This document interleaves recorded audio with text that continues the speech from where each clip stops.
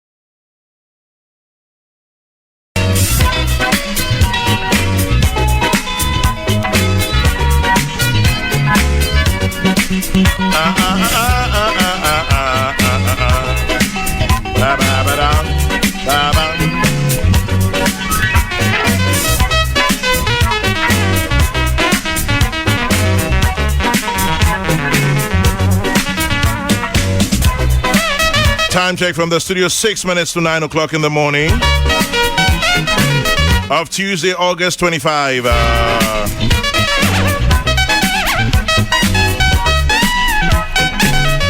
Enra no Panamika se ne nyamia domna de pachia. Amampenya bediechre. Dr. Mahamudu Bawumia beba bekan ho anope.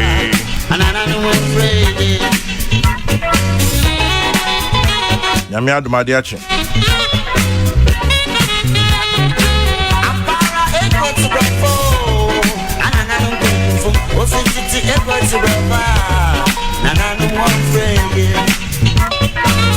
Adia chi ensuaba.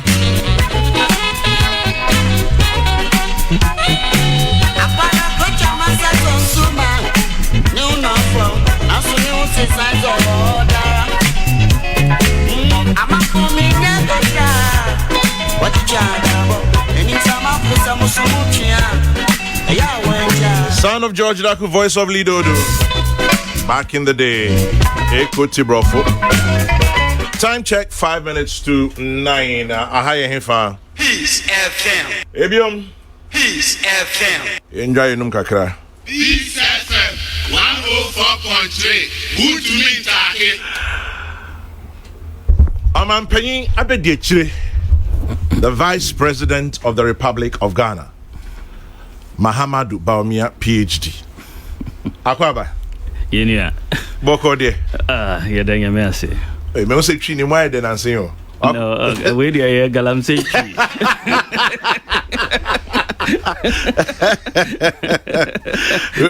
Galamse wanya papa o. Enche bia ni aka ni nyina be yira. No. Anope ya dase ne wadaje. Yenim se wadwuma doso. But when you had that, in fact, this is the first time a sitting vice president of Ghana about Peace FM Edumedi. You've just made history. Oh, sir. Okay. Into that's the part. Yes, the say on my Penya last time about now you're candidates. Now you're running mates. And as you say, we are vice president. Thank you very much for honoring us. But again, talking about candidate and running mate, then it's so special about Bawumia. Said 4 times, 2008, Koya Nyi, 2012, Okoya Nyi. You and I were not there, Bemu. 2016, and a year, 2020. My pension no one echo. I know. What's so special about you? We nipa bang. I don't really see anything special, but BBI edition nyaminsem. Yeah. Nyamidi nuhu yehumpa. You know, and most of the times we don't know how he puts things, but that is how it has happened. And sana etie. So midanyamiase namida. My boss Nana Adodankwa Akufuado and also I say because only now make a choice, you know, or pair on choosing me, but consistency, you know, any, you know, the faith in me, all one, Intina Yamiadum was accusing me 4 consecutive times. Mingidi say Ghana abisida. So we did Ningina Yami Ninshishe Yeda Medanyamiase. From candidate to vice president, how does it feel at saying? Then Assasa. Of course, a human Assasa, a human Oye as candidate, it's a bit different from a human Oye as vice president. Yeah. As vice president, my boss Amami Juma said I may chair economic management team and also overseeing a lot of other things he has asked me to do. While him say constitution and I am my vice president in a specific role. So what you can do is what your boss asks you to do. Well, and he said the assistant said, a Jumana assistant. So we're sort of working on the agenda of the president. Deliver on what we have promised and what he has promised and what he wants us to deliver. So Sana assistant. Otherwise, but for me personally, dear, I'm still the same. I see. I've not seen any change in me. Well, you've put on weight. A little bit. Oh, I can see. And no, as an answer, we could try photo me. Mra also in inauguration and then get the competence here. And we say, so maybe actually, my put on weight. The stress of the job. Well, any late night eating. So we are on it. Yeah, of course, we are doing more exercise now. I see. Muamutie anope Peace 104.3 na mutie muamushe yesumo show UTV live on Mampenyi Abedi Chire Dr. Mahamudu Bawumia ewa anope na enkomotwetwe de ensem no edoso. Mr. Vice President, oka se moye o Mampenyi vision. Nia o Mampenyi aye na adwen se neni swade hunu a oye. And all the Jumani Biasham Sasamo Yamanum economic management team near there. Yes, started with the economy. Or Hona Minim say, Ubianim say na Udimu Aquatine Tama Moya campaign our running mate. O share economy then and now. Yamoyan at saying. Yamiadum, I think economy then and now is like night and day. It's vast difference, Umu. And the way that under the leadership of Nana Akufo-Addo said manage economy the outcome is quite clear and it's a superior outcome to what we inherited. There was not a huge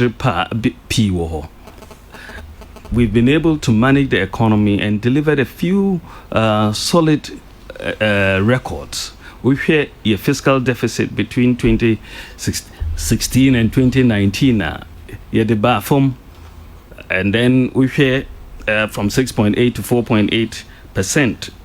We share primary surplus as far as the primary surplus, which indicates your expenditure less. Your revenue less your expenditure, excluding your interest payments. And also, we between 2017 and 2019, we had surpluses for 3 consecutive years, and that was first time in our in our history, for a long history, that we've had that first time in a decade, really, specifically, that we've had that. And then the rate of debt accumulation, the rate of debt increase in our debt stock has also slowed down, decline in inflation. And also, if you look at our interest rates, we have also seen a major decline in lending rates from 32 to 23%. The monetary policy rate came down from 25.5 to 14.5%. A trade surplus also between 2017 and 2019. This is the first time in 2 decades Ayanya trade surplus 3 consecutive years in a row.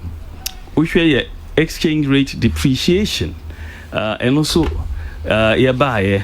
who say the rate of depreciation has been halved, 50% less compared to what we inherited. And also a major achievement. And even when you look at this year, we are having a COVID year and an election year. Yeah, COVID. The year so far, your exchange rate, is around a 2% depreciation, which is really a stable exchange rate by all accounts in an election year.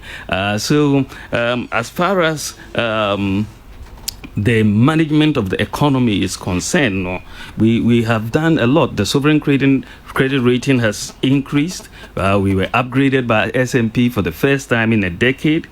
We had the largest Eurobond issued, longest Eurobond issued by a sub-Saharan African country, 41-year bond, and that shows confidence. We've cleaned up a lot of the financial mess that we inherited in the financial system. Interesting, Mr. Vice President. We said, you're moving the economy from taxation to production. And also, we've reduced and abolished over 15 separate taxes, including a 50% decrease in import duty. And notwithstanding the reduction in the taxes, revenue still went up by 25% on average. Usual real sector no more so. Production was going up, a great increase from 2.9% to 6.4%. Industry from 4.3% to 8.8%.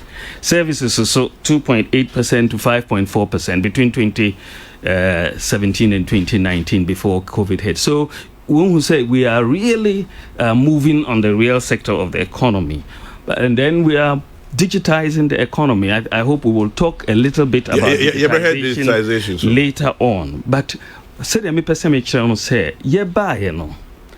this was an economy we inherited that. Now, teacher training allowance, nursing training allowance. Teachers are almost 2 to 3 years. No more 3 months arrears. 3 months for 2 to 3 years work. Arabic instructors, unemployment, ambulances, NHIS. The arrears were almost 12 months. So this was the same economy I inherited. And within a speed of a 1 year budget, this same economy that to teacher training allowance, free senior high school, major item of expenditure. Which the same economy that we inherited.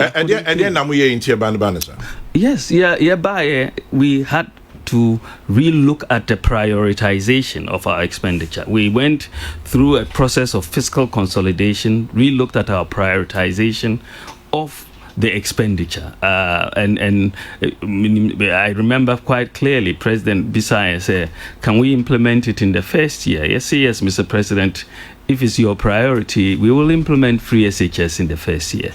And then we went ahead and did it. We removed a lot of nuisance taxes. We expanded the growth through planting for food and jobs and other things. We expanded the growth of the economy.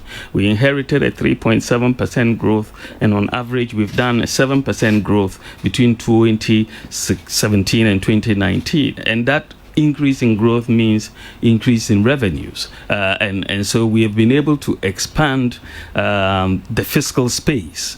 And then the nature of the management of the debt was also important. When for example, we were spending 6.9% of GDP, our income, on debt servicing.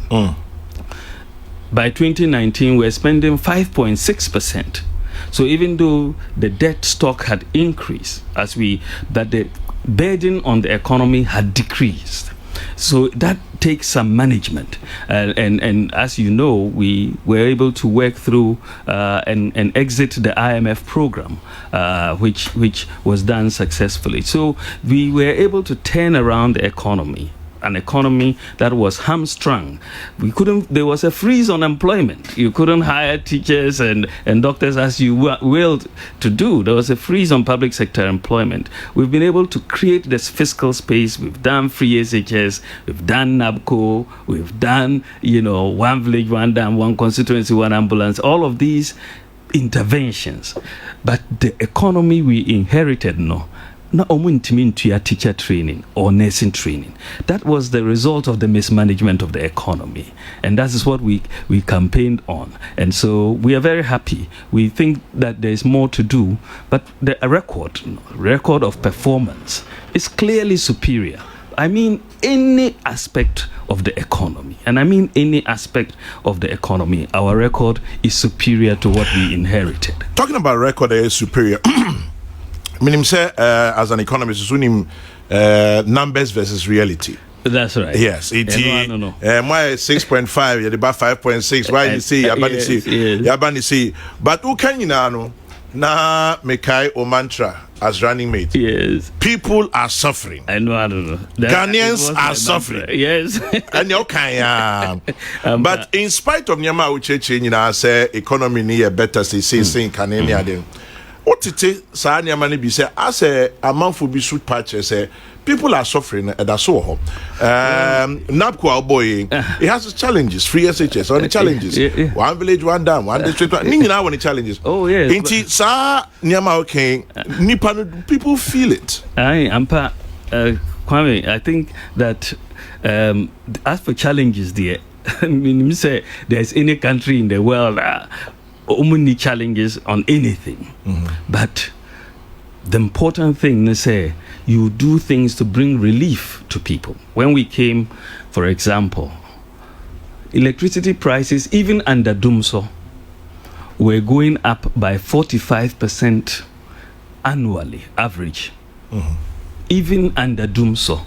What will be that? Dumso was there and we were increasing electricity prices 45% on average.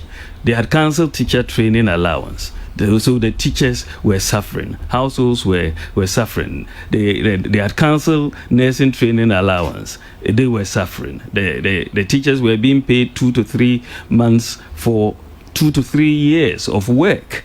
So they were also suffering, So we had the NHIS became almost cash and carry. So people who were using the health system were suffering. Access to ambulance was not there, and many rural areas were suffering because basic infrastructure was not there.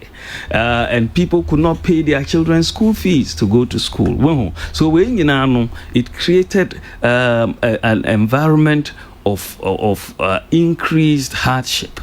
And when we came in, we are not saying we've eliminated hardship, but we have reduced it tangibly. So electricity prices have come down by about 11% cumulatively. I mean, 11%. NDC war, cumulatively, electricity went up by 265%. Cumulatively. Free SHS Saba, it is helping reduce the suffering of our people. NABCO Aba, graduate unemployment is reducing. It is reduced. 100,000 people are being employed, and that is very, very important. The Zongo Development Fund is providing some infrastructure in Zongos today. One district, one factory is providing jobs. One village, one dam is providing water to farmers that need it, planting for food and jobs.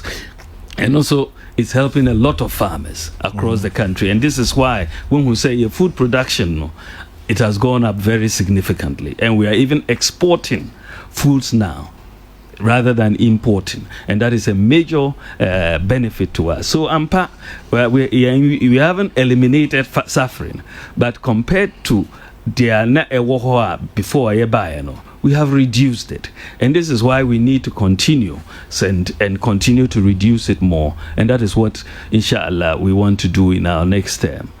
Ebiaka say nyamana mudi tumo hono ba ko ne se oba CD no ba bi obi abechin dia koma IGP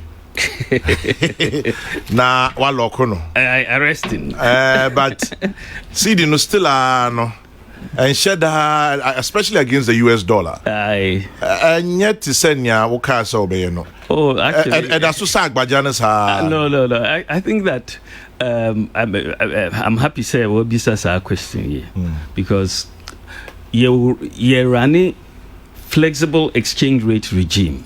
You're fixed exchange rate regime. So exchange rate is not there. Ever movie according to the market forces. But fundamentally, the exchange rate is going to be determined by your inflation rate, other things being equal. Or high inflation now, ubenya higher depreciation. Or lower inflation now, ubenya lower depreciation. That's the fundamental. So say we are going to arrest the CDR, and yes, we are going to lock it at one rate, but essentially lock it within the range of the fundamentals. Saying that the lower inflation rates will produce lower depreciation. We have 2013 to 2016, the exchange rate was depreciating at 18% on average, 18.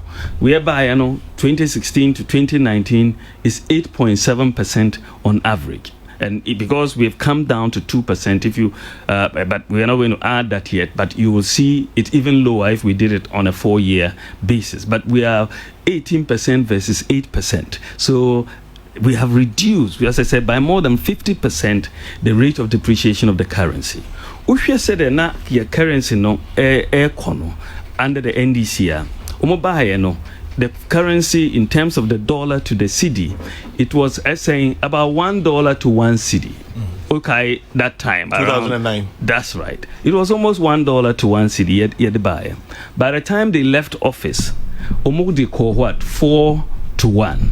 And yes, sir. So it was a quadrupling of the rate of the nominal rate of the cedi.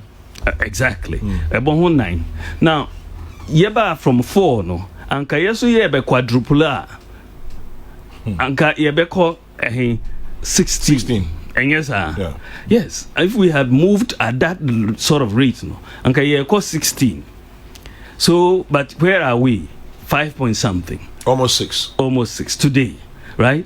Instead of if we had followed their trajectory, Noah, Ankana, we would within our term we would have been talking about 16. But when you talk about depreciating at an exchange rate of about 8% on average, and you are having inflation around that amount between 10 and so on, you have really performed well. Because the exchange rate is consistent with the fundamentals. It's consistent with inflation. Okay, fundamentals, Makayo. If the fundamentals are weak, the exchange rate will expose you. One, okay. I know. And at this point, we're sure that the fundamentals are strong enough. Yes, but in Anka, strong enough. Election year so far, August. Yes. And you have a depreciation of the currency of just around 2%. It's very remarkable. I mean, touch wood. Let's hope it stays that way. But it's really remarkable. I've not seen the exchange rate depreciation since 1992. Since 1992, be this low in an election year. I've not seen it. It's not in the data, and let's hope we continue to hold the fundamentals strong. One thing we've all not seen also is COVID. Oh yes. Yeah, who COVID did that until March this year started also COVID obviously will affect it. Oh yes. Revenues, the economy, and all of that. Yeah. COVID at the same way economy. No, the way there, Santina, Minister for Finance, did in the mid-term review recently, because COVID, it has devastated the global economy. And yeah, Ghana, we are safe now. So when we say our exports will be affected, our imports would be affected, our revenues are declining. At the same time, our expenditures are costly. So the deficit will be increasing. And so the COVID has been very, very adverse to our progress. But as I keep saying, it has delayed what we wanted to do, but I don't think it has derailed it. And we believe that the programs that we are putting in place will allow us to recover relatively quickly from COVID in terms of its impact on the economy. We are quite optimistic on that, but the impact on the economy has been adverse, no doubt about that. So it's delayed but not derailed. That's right. After COVID, yeah. That is assuming there will be anything like after COVID. But COVID ni brasia. Yeah, sure say by some na yetimi asusonia mamu kakra. Nyame adom, because when we say COVID no, it has revealed a few things, and say Nana Akufo-Addo Oka, Ghana beyond aid, Ghana beyond aid, Ghana beyond aid. COVID by you say this is the time for the practical implementation of Ghana beyond aid, because we are now PPEs, personal protective equipment, mask na dear. Yeni wa hospitals mo. Now you say this is the time to stop importing those that we can make here. Now you make it so there is a lot of the PPEs are here domestically. So domestic production is very, very important. So we are looking at that side in terms of producing things internally. When we put in our manifesto, try and focus on made in Ghana products. And in terms of government procurement, let's focus on made in Ghana. Let's produce here and let us manufacture here. So there is a lot of thinking and thankfully for Ghana, we were already on that march towards the Ghana Beyond Aid vision. And with COVID, it is only going to accelerate our march towards the Ghana Beyond Aid. So when we hear industrialization, 1D, 1F is already in place. We are ahead of many countries in Africa on that. In terms of the industrialization directive, the automotive industry is coming into stream and coming in on its own. So VW, Kantanka, Woho, all of these, Toyota is coming. So building automotive industry to come in and help us along with other industry. We're trying to also add value to our bauxite. Yashasi, and by the end of this year, I think Yebe choose a partner for us on the bauxite to begin the integration of the bauxite and aluminium industry. We are doing the same for iron and steel. So the areas the core post-COVID, they've already been identified. We're already on the march towards it, but we just now have to entrench it and accelerate it kakra. There's a union in tentem kakra. No. But some real workers say COVID amaye and sika sem so ahana kakra ni ade no. Some reason so you say aban no eye nyoma bebre free meals. Ye ma school kola aduane, ye tua school fees, ye say year of roads, yeah, nyoma bebre.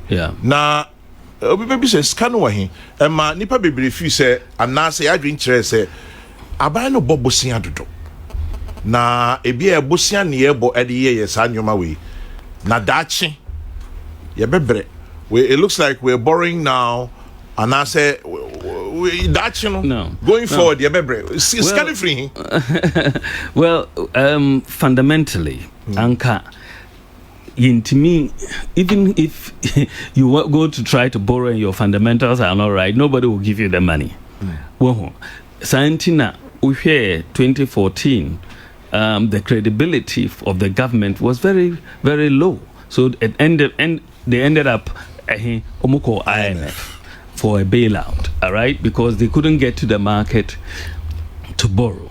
So young fundamentals, as I have said, when you look at the fiscal, you look at the monetary, you look at the external sector and the real sector, your fundamentals were in a much stronger position. And that stronger fundamental position has allowed us, to weather the storm much better. That's what I'm saying, that if you have an economy that could not pay teacher training allowance, how could they have given free water? They wouldn't have been able to give free water. They couldn't have been able to reduce electricity by 50%. They wouldn't have been able to give the meals that we have given, and so on. So the expenditures are undertaken. We are protecting lives and livelihoods. Because you have to look at the economy and you have to look at lives and livelihoods. The president has said that his number one priority is to protect the lives and livelihoods of Ghanaians. Once that is done, as for the economy, we know how to fix it, he said, but we don't know how to bring anybody back to life. So when you come in and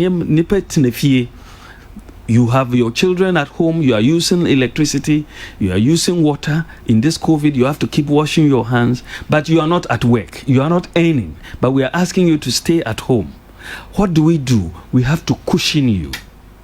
So you protect the livelihoods. Say, this few months you will not pay water bill, or this few months, if you are a lifeline consumer, untia electricity bill, and all of that. So then the health workers, you cushion them with allowances and tax reliefs and all of that. A boy and the business people, we provided almost 750 million Ghana cedis because a lot of businesses were hurting to do that. But those expenditures were necessary expenditures to cushion our people and to cushion the economy. And this is why when you are in management of economy, when you save for the bad times as well. And we are in a much stronger position to make these expenditures. And by the way, without making some of these expenditures, you would have been seeing a collapsing economy, because that is really the alternative, where we will all be collapsing. But we are making sure that we use the resources to protect lives, to protect livelihoods, and by the grace of God, once this thing blows over, we will be able to get moving again the way we were already moving. Your Excellency, we're using these resources to protect lives, to protect property, and all of that. Yes. But at what cost? Will all of this not come back and bite us one day? And for how long can we continue like this? Well, the whole issue we raise, is essentially about sustainability. That is all that you're saying. Say you beat me a that is what economic management is about. Say in the year 2000, Ghana's total debt was around $9 billion dollars. In the year 2000, that $9 billion debt, a deal called HIPIC, at that time, inflation was around 40%. Interest rates were in that range. Exchange rate depreciation was around 49%. In that, just a $9 billion debt got us into that position, right? Today, you are having a debt stock of over $200 billion. Dollars? No, Ghana cedis. Cedis. Yeah, okay. Ghana cedis, right? We inherited a debt of about $122 billion. But if you look at the rate of increase in the debt stock between 2016 and 2019, is the lowest in the decade. Between 2016 and 2019, if you include the banking sector bailout, you have an increase in the debt stock of 9.3%. If you exclude the banking sector bailout, it's at 3.9%. Between 2008 and 2012, the rate of increase of the debt stock was 49%. 49. 2012-2016 was 19%. Then for 2016-2019, we are talking about 3.9% if you exclude the banking sector bailout, or 9.3% if you include it. So there's a lot of prudence, notwithstanding the higher debt levels. But these levels are within a sustainable framework, even though we have to manage it. You see inflation coming down. You're seeing the exchange rate being stable. You're seeing external. But as I say, COVID inflation across Rukaka. Yes. We say that we were around about 8%, 7.9 to 8%. So say 11%, and that is understandable within that context. And this is why Mika say, notwithstanding that, you will see say the macro fundamentals are in a much better shape than one would have expected, and that's because we were already in a strong position. Interesting. What about crisis, banking and financial crisis?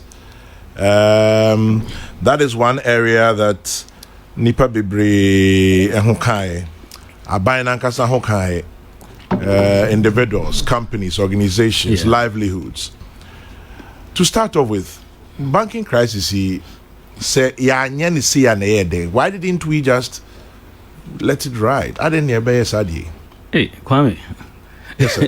Let it ride here. I said, Nipa Bibri Pache said their lives were moving on. Okay. Banking, financial, and idea which anaba. Ushekamuna driver no or the question. Now Tihosa say everything is going well. Next thing you know, you are jumping over the cliff when you're accident. But let us go back to the beginning. Banking crisis is very sad because the previous government were fully aware, say there was a problem. They were? Fully aware, say no problem was in terms of the financial sector and the banking sector. 2015. IMF asset quality review 2015, and it showed major problems in the banking sector. I spoke about it sometime in 2015, and Mika said we have 8 banks which could collapse if nothing is done about it. A former president, in his State of the Nation address in 2016, pointed to the problems, especially in the microfinance sector. Even under their tenure, 82 microfinance institutions collapsed. 82, including DKM. So there were such bad practices of governance and the management of these institutions, and we had to step in because some of the banks were set up without any capital. They just lied their way to setting up the bank. They moved money here, showed it to the central bank. Central bank gave them the license. Then they moved the money out. And they were using central bank liquidity support for other purposes rather than reviving these banks. So when we say by the time we got into office, things were really unraveling. And the new management at the central bank decided to rescue, because we were on the brink, really on the brink of a collapse of the system. And so they had to move quickly to rescue the financial system.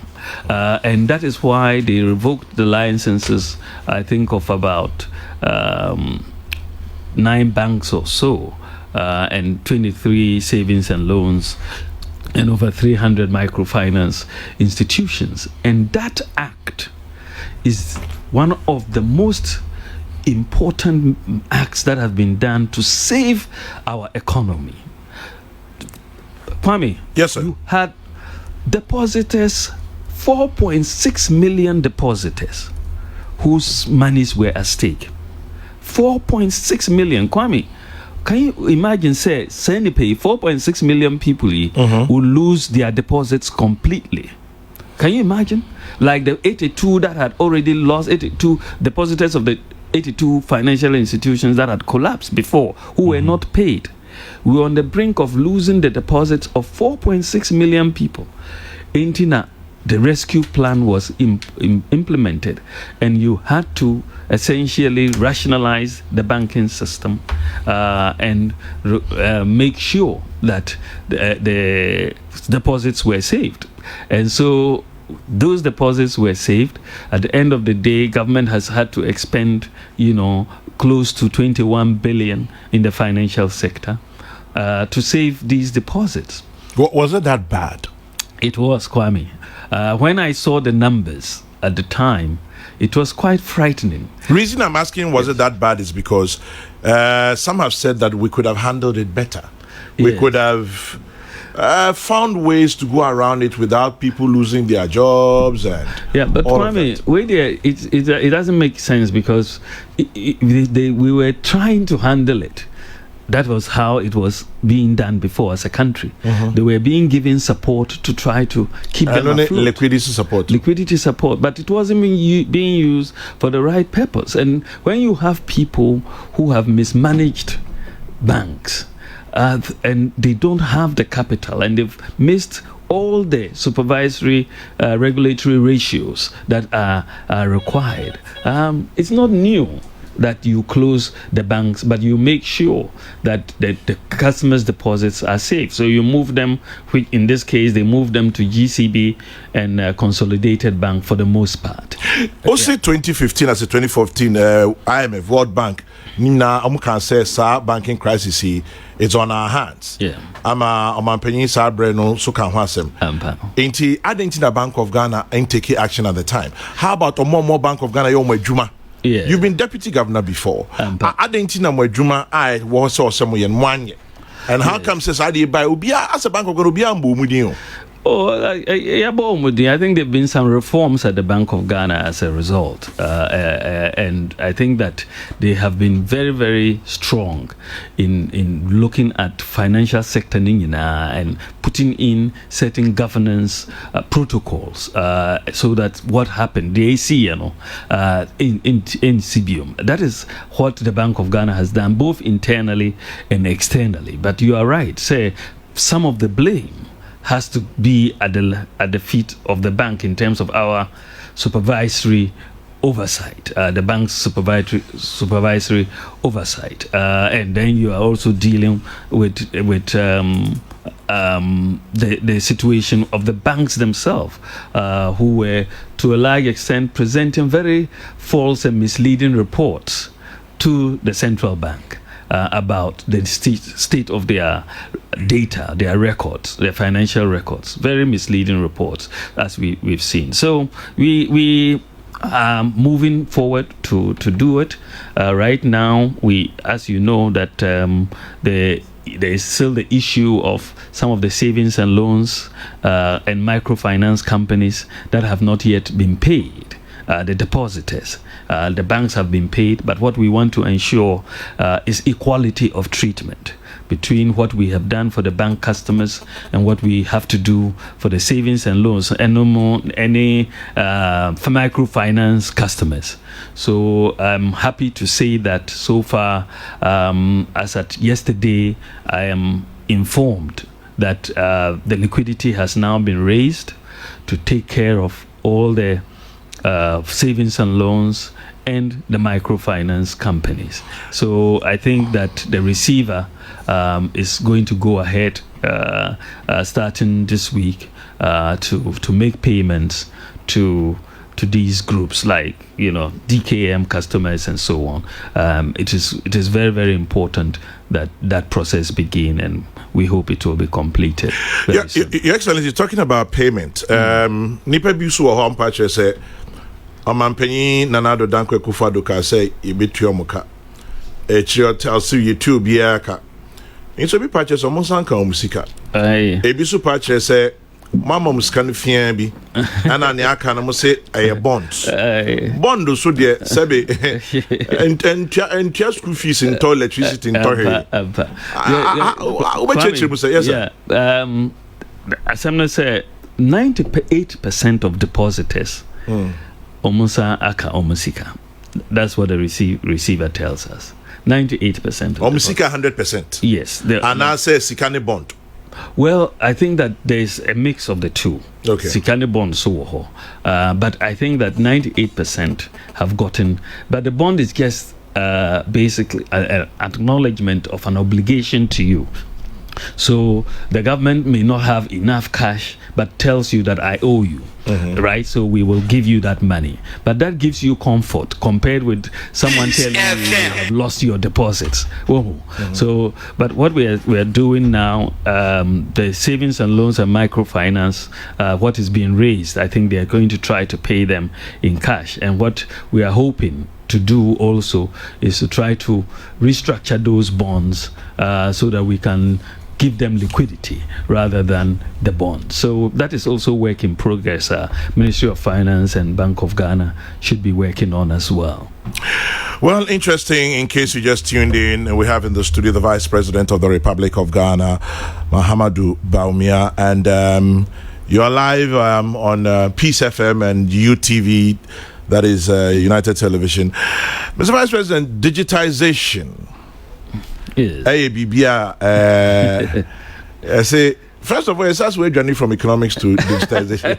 As I buy an economy, boom, you found solace in digitization. What is this thing about digitization? Digitization, no, say economies, no, is systems that make the difference. If you are relying on individuals, you have problems. But you want to build systems so that the systems deliver services. So, in fact, after 2008 election, yes, I spent some time at Oxford and I wrote a book on monetary policy. And in the book, because I was thinking through a lot of what had happened in terms of Ghana's economic history and what we needed to do. And then it was clear to me that there are certain things that have to be in place in any economy for that economy to be able to do the things that you see in many developed economies. And we did not have them in place. But the IMF will not come and tell you to put them in place if you don't put them in place yourself.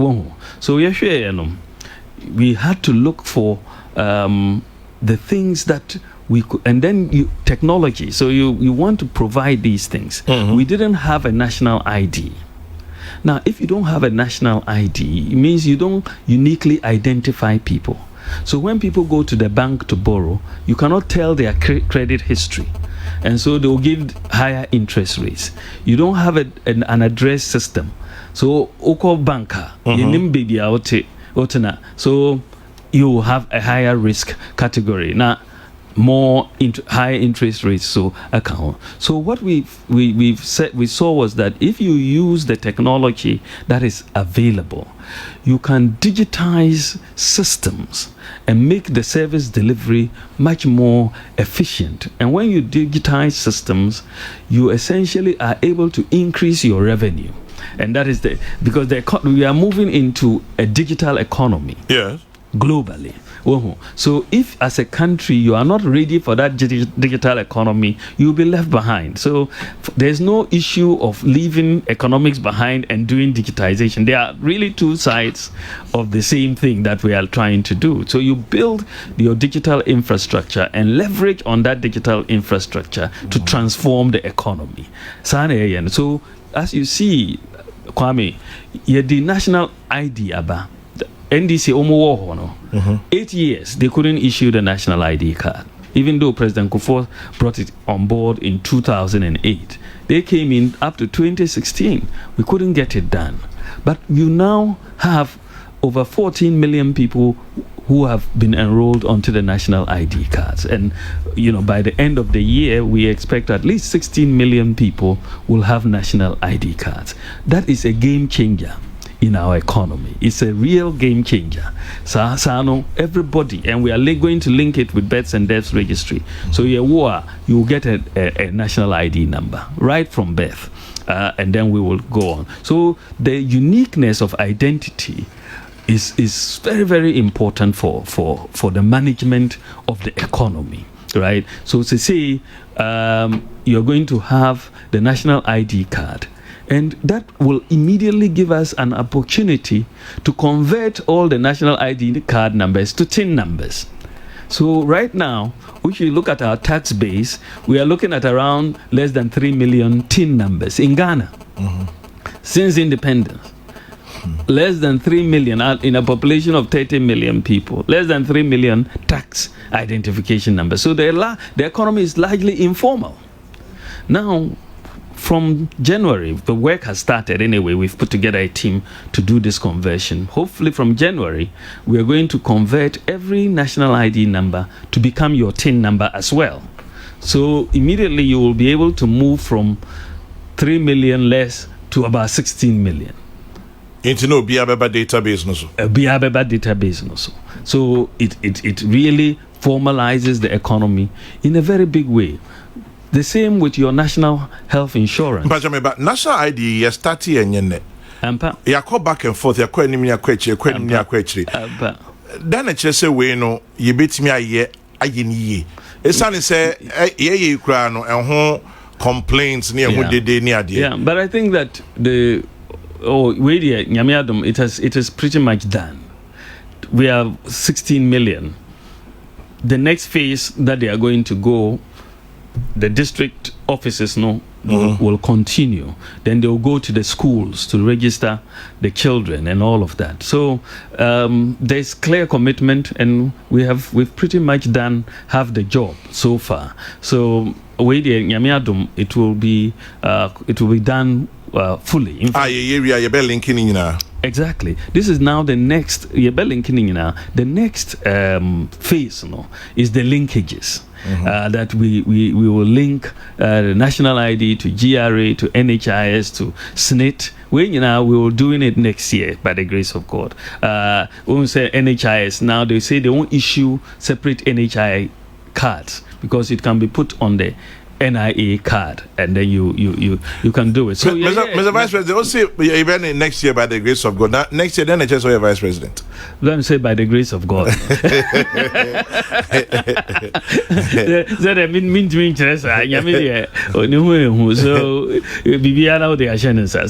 by the grace of God, the next thing I hear after national ID, digital address system. Again, it solves a major problem, and because of the use of the digital addresses, everywhere in Ghana now has a digital address. So we are working with the Land Use and Spatial Planning Authority. They've generated over 4 million unique addresses, and by November, every property in Ghana will have a unique address. By November this year? Yes, and then we will begin next month.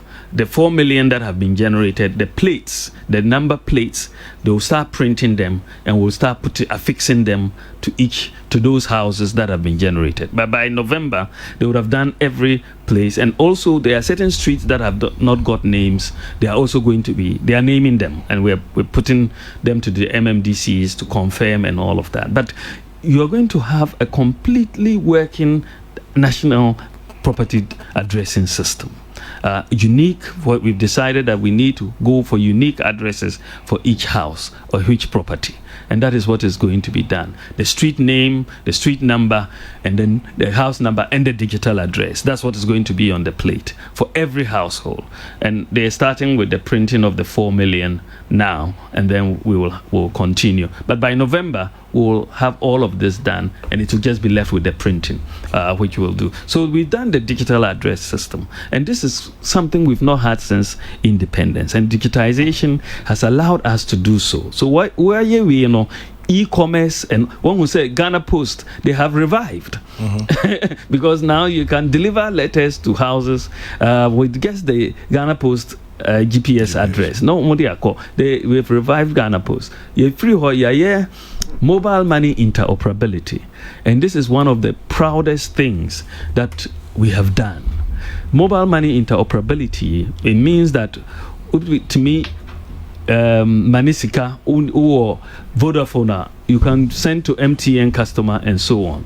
But the other part of it, they say you have made the bank account and the mobile money wallet interoperable.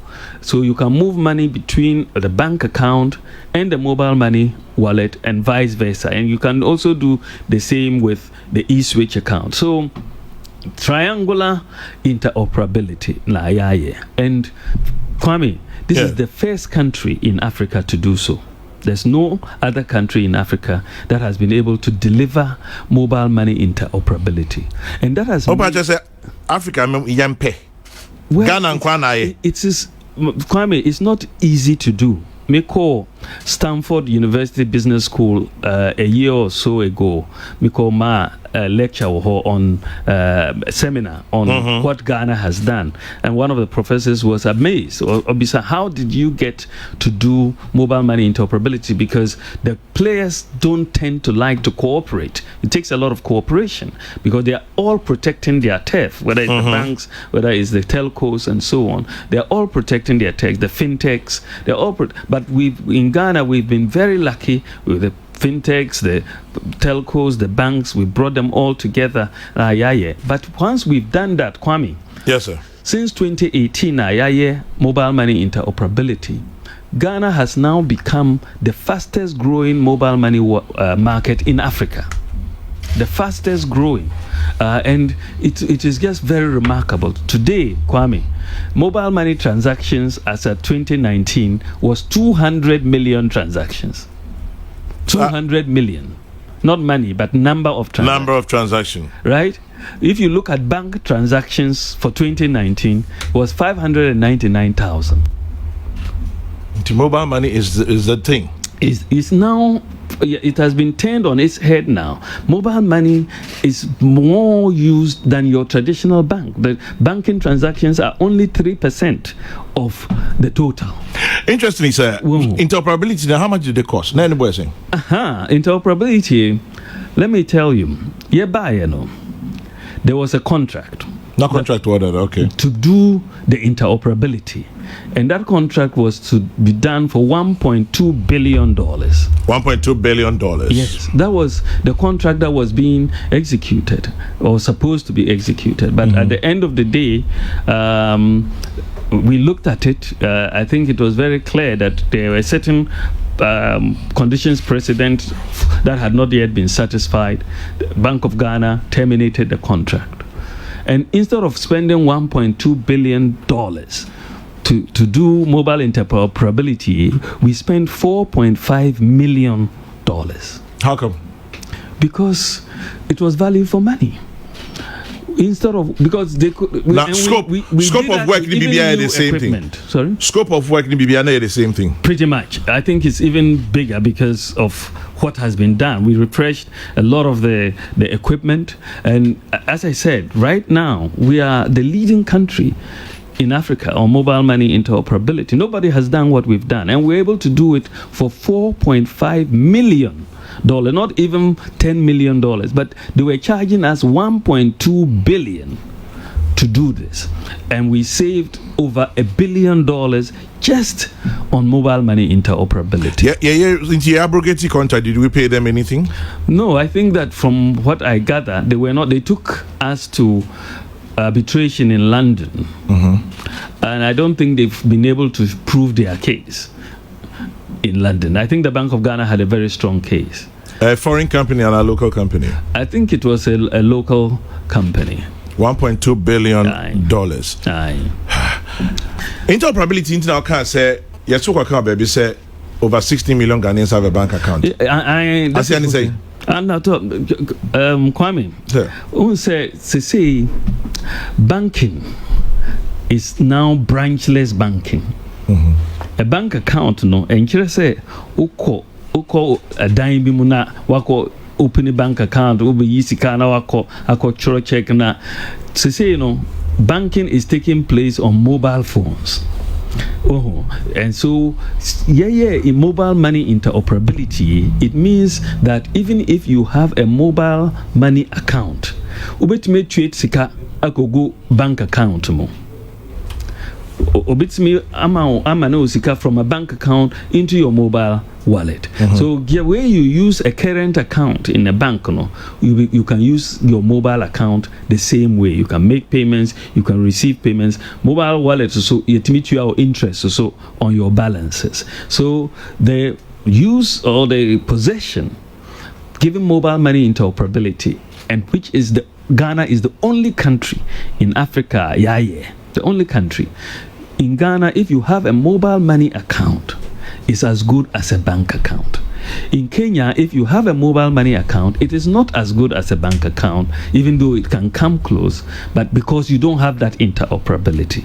In Tina, Yaka say, if you look at the mobile money customers and you will see that the number of people with bank accounts have gone up very significantly, and that is a credit to what the government of Nana Akufo-Addo is doing, and that is financial inclusion.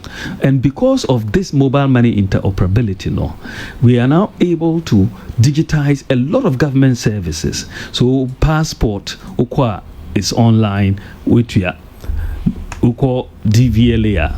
The same thing. You use your mobile money, you can pay.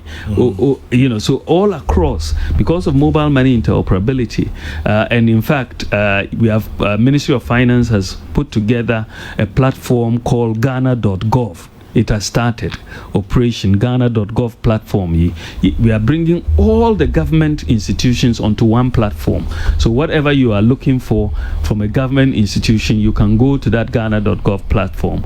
We are starting with a few agencies, but by early next year, we hope to onboard all the government agencies. So that is the place where you can easily make payments, apply for permits, and all of that. One-stop shop for access to government services. It is going to be quite revolutionary for us in Ghana, and we, other countries like Rwanda have it, where you have one stop where if you go, you can go and apply for a passport, or if you're looking for a GRA, you go there, and so on. We've piloted it, and it is showing us, Kwame, it's very interesting that you are seeing major increases in revenue when you go digital.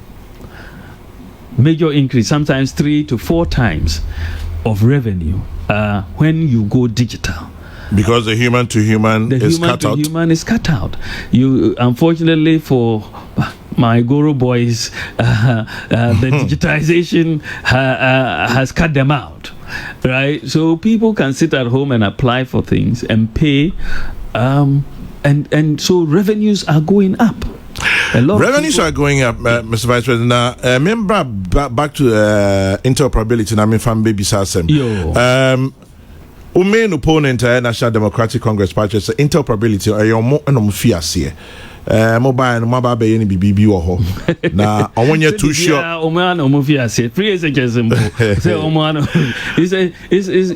point is. I want you too sure. And then to my question, which is, okay, say over 200 million transactions. Are we taxing mobile money because we have mobile money at Tuska? Yeah. No government revenue bill. No, the point is that you are not taxing mobile money, and it is for me my view and that we should not tax mobile money, because mobile money transactions, a lot of the people who are using these transactions are very poor people. Someone will get sent 5 CDs on mobile money. Why would you want to tax that? But we want to increase economic activity and the use of that mobile money. So, if you pay for a government service and you pay by mobile money, like you go to a tourist site, you go to Cape Coast or wherever and go to a castle, you pay directly by mobile money, the money will go straight into the account of government. Yes. Right? The alternative is to give someone the cash. You don't know how much of it will end up into the account of government. Yeah. Even sometimes on our toll roads, you go to Tema motorway, you pay some tolls, you are not sure how much of it actually ends. But if you do digitize those payments, suddenly you will see revenue going up. And the research, the empirical evidence generally shows that when you digitize, economic activity goes up. Because Kwame, one of the things that we have just introduced, say, roll it out, universal QR code, right? QR, and say, quick response code, means that we've introduced it. It's now going to be rolled out, but it means that all merchants can now receive money on their mobile phone. You don't need a point of sale device, which is very expensive. Exactly. The QR code is started. I mean, if you go places like the banks, Eco Bank and so on, but we are now moving to a universal QR code so that they are all using the same standards. So, Nancy, I've heard that Antimoni Wache has been signed on to universal QR code. The people in Makola we are going to get everybody to sign up, because it means that you can pay, even Trotro, you can pay directly from your mobile phone, and they'll get it directly into their account. So it is what I'm saying, Kwame said. What we have done in Ghana is so remarkable, because all of this is now in place. It's not like we want to do it. It has been done. We just now have to roll it out. And from September going, I think when all the pieces are in place by the banks and the telcos, you begin to see a massive rollout of the universal QR code, which means, Kwame say, if Ghana really wants to go cashless, we have the equipment, we have the architecture to go cashless. And if everybody, receive, even Shoeshine Boy can have his QR code. And you can just pay with your mobile phone directly into the account of the Shoeshine Boy. And that is it. So we have now got an architecture said go cashless. We can go cashless very quickly. And this has been done. Kwame, we've launched it, and now we are going to roll it out in a big way. Banks like EcoBank have rolled it out. The fintechs are on board. The telcos are coming on board. And this is the unique nature of Ghana. No, we are bringing all of these people on board to get this done. And so I expect, say, in the next year or two, you're going to see such a different space in the retail area as the QR code is really rolled out in a massive way in our markets and across various retail enterprises. Vice President of the Republic of Ghana, Mahamudu Bawumia, my guest this morning. Kokroko Peace 104.3. Now, Vice President, about digitization. So talking about digitization, you can catch us on Facebook, Peace 104.3 FM, Peace FM Online, UTV Ghana, and also on the Vice President's own Facebook page, Dr. Mahamudu Bawumia. For those of you who want to plug into YouTube, check out Despite Media, and live on Hello FM Kumasi, Samson Kwame Nyamiche, any Hello FM for Kumasi Funile Chamo Anope, and over 50 radio stations nationwide. We're also live on UTV, United Television Inti. There are so many avenues ubit me akwakohe and chibiam bebisa omampenya be di chire about infrastructure ne ehon but answer be drew hono the infrastructure wars will come. But I like to do a quick check on 1V, 1D, 1D, 1F amongst others, and then also your biggest crop fititama yemofra ewa Ghana ha cocoa. It is saying, how's the cocoa sector, how's the cocoa industry doing? Well, cocoa industry has faced some challenges. I think that there's no doubt at all that the output is not as high as we have. There have been challenges, people replacing cocoa with other crops, disease, and so on. I think there's been some challenges, but we expect what we have done is to negotiate a living income differential for cocoa farmers, which we did. Ivory Coast for say between an additional call it what bonus or living income differential of $400 per metric ton to every cocoa farmer. And I think that started in October, this cocoa season. So this coming cocoa season. So once that starts, I think it is going to inject a lot of energy into the cocoa sector. No, and it should really help the industry. The cocoa sector would be better than it is. No doubt. Well, so cocoa for because minim say ora boahine do nom eye adwuma. Boy juma pa. Oh, cocoa board boy juma pa. So yebenya no humfa so from October, a living income differential of $400 per ton for cocoa. And here sankita hodie yene Cote d'Ivoire no. You bet me this one. Is this sustainable? Can we do it? Well, it is being said away a negotiation with the buyers now, and so the negotiation okay is done. So the agreement is there, and they just require that these monies are paid to the farmers, and the government should not be the one collecting this differential. And I think that is also very good for us because it should go to the farmers. So you bet me I do so. You bet me this so Raboahine do fifi boa for nom yes you bet me this dia vice president account hosimu ye adwuma ne fei nya aka no munye nemra I know ne fan queening.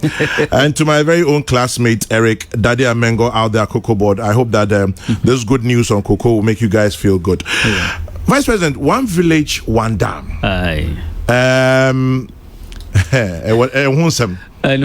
Sir, maybe yes, it was what was it? 570 dams. 570, yes, 570. Almost 57 constituencies in the northern region. 5 northern regions. And so the idea was to say 10 dams each constituency. So that was the target, 570. But of course, some of the constituencies are also a bit urban, and so you may not be able to get 10 dams in those, like you go to Tamale Central and so on. So, but at the moment, let me give you a little bit of a background. I think when we were campaigning in 2016, or before we did our manifesto for 2016, na me were Upper West, Cabo, Madam for Minua Cabo. Abaifa Cabo. They were Upper West. Now, some old women, no more digging what looked like a dam, but they were really doing it with their hands, pretty much hand job. And so, no more kasa, and we were at the end of the day, we're wondering how they should be suffering so much just to try to create. And the problem for them was water during the dry season, So we thought that we could have small dams across all over so that they could have access to water during the dry season. And that was part of the beginning of One Village, One Dam concept.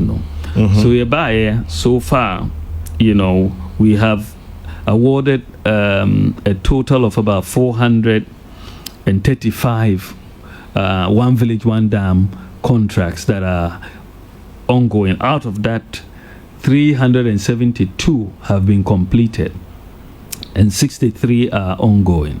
That's what the data tells us. So there's been a lot of good progress in the One Village Dam, One Dam. Ebiswaka say enya dam. A dugout, a baby fien be in a moye, and a biwa insuno are and the farmers do not have use for it. That's completely false. How do we address that? No, that's completely false. I think people have gone to look at it. In fact, recently, I think Omampenye Dada Kase, One Village, One Dam, it hasn't materialized.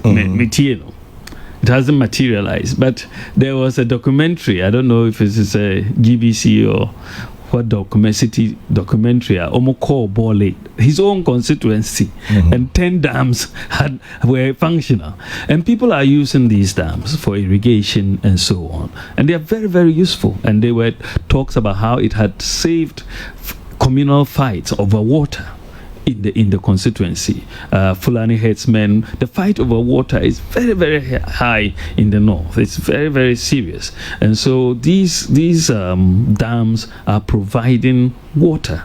And you should know that some people use even tube wells to irrigate farms and so on. So as one village, one dam, it abua for pa, and then people who need water for their cattle, to wash clothes, to build houses, and so on during the dry season. No, it has really helped a lot, and I have followed the testimonies of various farmers across the north. If you sit in Accra, you may not understand what the impact of these dams are. You have to go down and then see it. Of course, it's part of a strategy that you are providing water. It's a three-pronged strategy.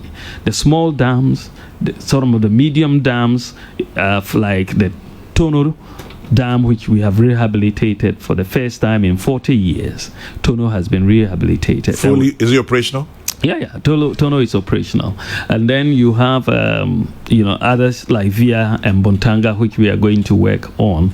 But the most important irrigation project that we have put in place in the north is the Pualugu Dam. This is the one that is almost $1 billion and is going to provide irrigation for at least 24,000 hectares. Currently, we have public irrigable land in Ghana of 13,000 hectares. So Pualugu is going to virtually double what we have, in addition to the flood control and electricity. So it's the biggest investment of any government in northern Ghana since independence. Do you have any start here? I think we cut the sword for Pualugu a few months ago.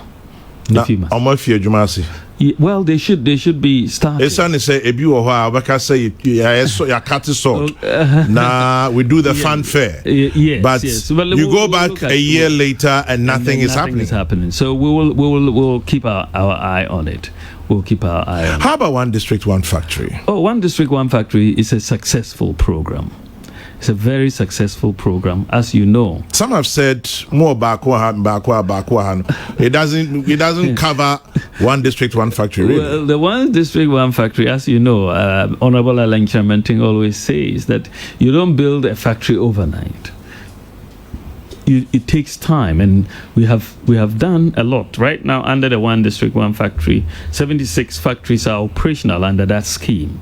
Of this, 28 of them are new factories that have been set up, factories like the Casaropa and Kumfi Juice and all of that. Those are factories that are new, that have been set up. There are others, which are about 48 of them, which are also being which are existing companies that have been supported to do 1D, 1F because of their need for higher capital. Some have said you therefore cannot call them as 1D, 1F because any government there, any abino ne you'll be private business and I would do sika question. Now business no ebegua, and then you've gone in to help it survive. It is part of a program. But the important thing is to be able to distinguish between what was already existing that you have supported and what is new. That is just transparency. So the data will allow you to distinguish that. So it's important that we report what is happening. And there are so much more that is happening. ADB supporting 58 youth enabled factories in terms of processing and so on. So there's a lot that is going on in the 1D, 1F area, and I think that as you go through to the next term, we will see a lot more of these which are in the pipeline come to fruition. Mr. Vice President, you seem to have a lot of faith in the next term. It's as if it's almost a foregone conclusion. Oh no, I said it cannot be a foregone conclusion. I'm not going to say we are in a comfortable lead.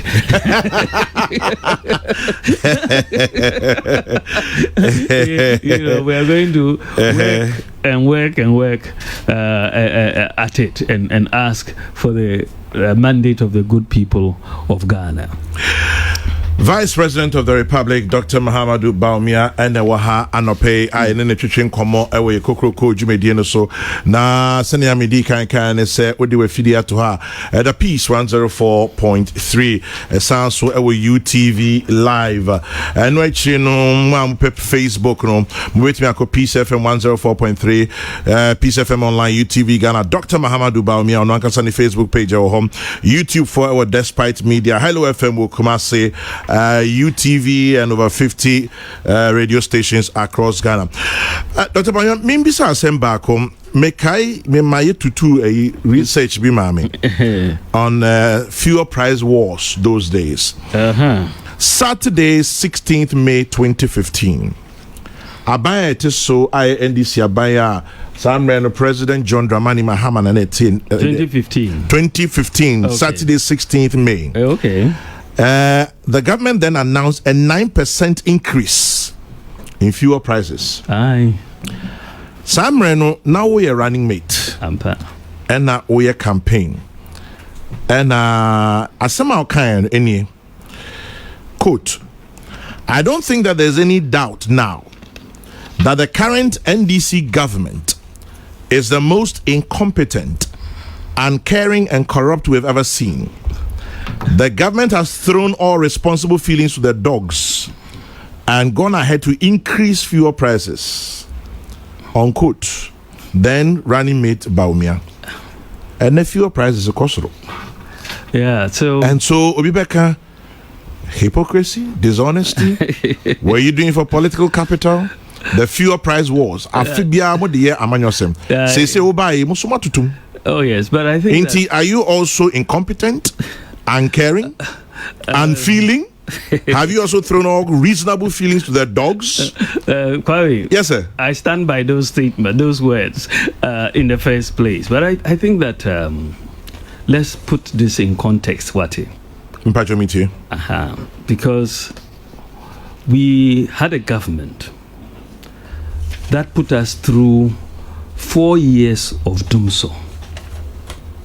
That is very, very difficult for businesses, for individuals, for the productivity of the nation as a whole.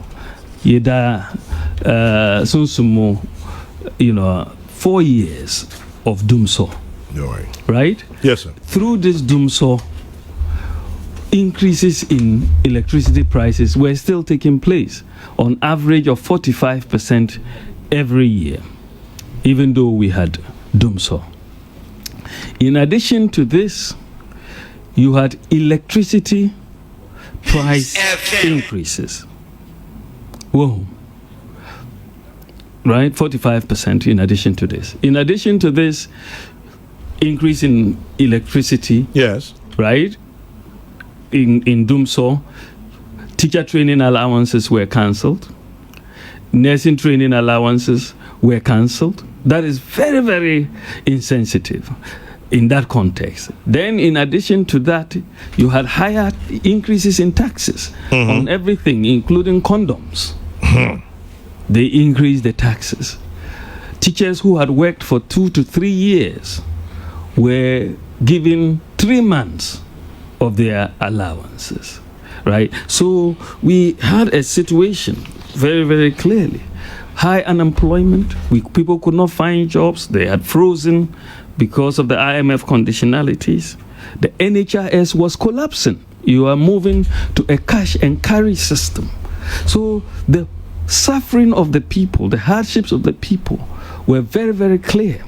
And on top of all of these, you are increasing fuel prices as well. Now, if you look at it, I would say that it was insensitive, but it was a product of an incompetent management of the economy. Just like the way they had to cut teacher training and so on. Now, if you look at petroleum price increases, Kwame. Yes, sir. Between 2008 and 2012, the average increases were about 30%. Between 2013 and 2016, average increases of 24%. Then between 2017 and 2019, average increases of 13.5%. So we have increased at about half more than less than half what they have done, what they did. So it's a complete difference. But not only did we increase fuel prices, that is fine, but we have brought at a much lower rate. In addition to that, we reduced electricity prices. We restored teacher training allowance. We restored nursing training allowance. We paid the teachers arrears from the 2 to 3 months one. We cancelled that policy.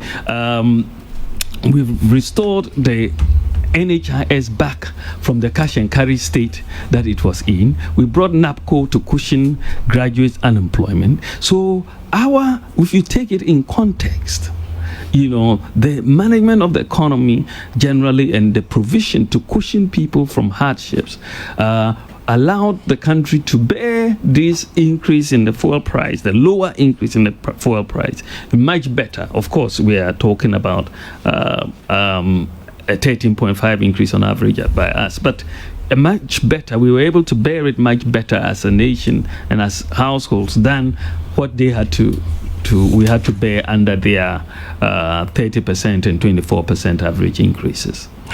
Vice President Dr. Mahamudu Bawumia, answer na yamama numsio kakra, but answer be numsio kakra no, ya numsio ni we ba pe, ya ni beko Cape Coast, ya beko akɔhwɛ ne manifesto, any aeroplane dia oba bi sie, any se ne ankrofo bi se sebe adwen etachire no ento asom, ya bɛhwɛ eno akabat answer na beko manifesto no, yemfa Vice President enku Kumasi, baby okoye ne town hall meeting na. Ye papa Alhaji Gusaka okodwendwan nanum. Mr. Vice President, oko Kumasi town hall meeting and some bebre wo ho a odi tudwa a na infrastructure war no started titupa. Adwen atachi bi kan say when ni no kre sebe when ni me uni die ma sebe say asem na kan when ni no kre titufa infrastructure home Kwame Nkrumah interchange bemu interchanges near one sem nina ebem and which near many be projects over 17,000 projects are the two just same way no ebi akwa yenhwehwemu purchase ebi nya no kre for example Kanda die yes Kanda water system bi amose eye ongoing ye ko he ne abandon be 2 years ye ko he ba ko adente say astrutef say ni adente Madina it says in some no edosum and which no so ye share National Democratic Congress aye main opponent in Ibabetuya ompache say niamani bi wo ho a odi tudwa enye nokre Oma liste niamani bibri ewo omo press conference omo yemu. Amampen everybody echi ase me kabia or say the claim of a 10-seater WC toilet in a Sikuma Domi Brakwa does not exist. 10-seater Sikuma is a lie. May come from NDC document room. The claim about an ongoing construction 6-seater toilet block St. Thomas Senior High School as Samanke say is nothing like that is on the ground. Construction of a 12-unit classroom block for Pentecost SHS at Ekropong, no project like that exists. Almost so far, almost I'm say 26 a patch say and somebody do our more car and how do you respond to this? Thank you very much, Kwame. Yes, sir. It's very important. Say we understand. I'm going to give you the broad view of what we are doing. Yes, sir. And then I'll address specifically the question. Who say, yeah, by what we have done in the last infrastructure town hall is to try to bring transparency and accountability to the whole discussion on infrastructure. So we set about to put together the idea delivery tracker. Right? The delivery tracker. The delivery tracker, there are two aspects of that website. The first is our promises, which we did in the Kumasi Town Hall. So if you go to the delivery tracker, you will see what we have done, what we promised, what we have, the status of that promise. And then the second part of it, infrastructure. Right. And in the delivery tracker on infrastructure, we have put together what we have done across all 260 districts to allow people, everybody, whether you are in Ghana or outside Ghana, to check for yourself, right? This is the first time it has ever happened in Ghana. And Ghana is the first country in Africa to do this. No other country has done this. It's only Ghana that has done it. And this is usually the thing that you will try to get help from people abroad and so on to come and do for you. But we've done it in Ghana by ourselves. The only country in Africa to do it. And me, when I gave the lecture and I demonstrated the website, and I made it very clear that this is going to be a live website. We will update it as we go along. But the information provides an opportunity for everybody to check. It's not like you've just come and stated, say, I have done so many school blocks, or we are showing you at the micro level where each of these things are.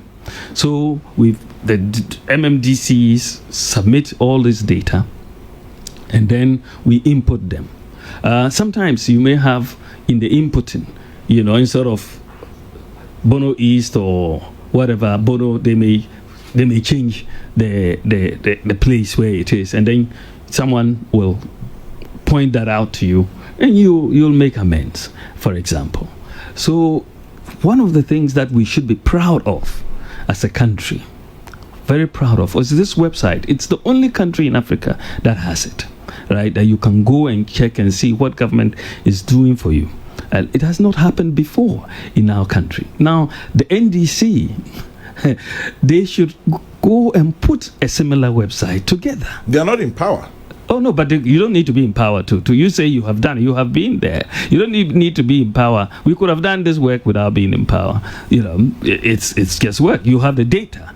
Because they keep telling us they are not in power, but they can tell us they've done 2,000 this and 2,000 that. That means they have the data. I'm challenging them to just put this on the website, and we can interrogate this data district by district. Kwame, I tell you, they cannot do it because a lot of the projects they talk about do not exist.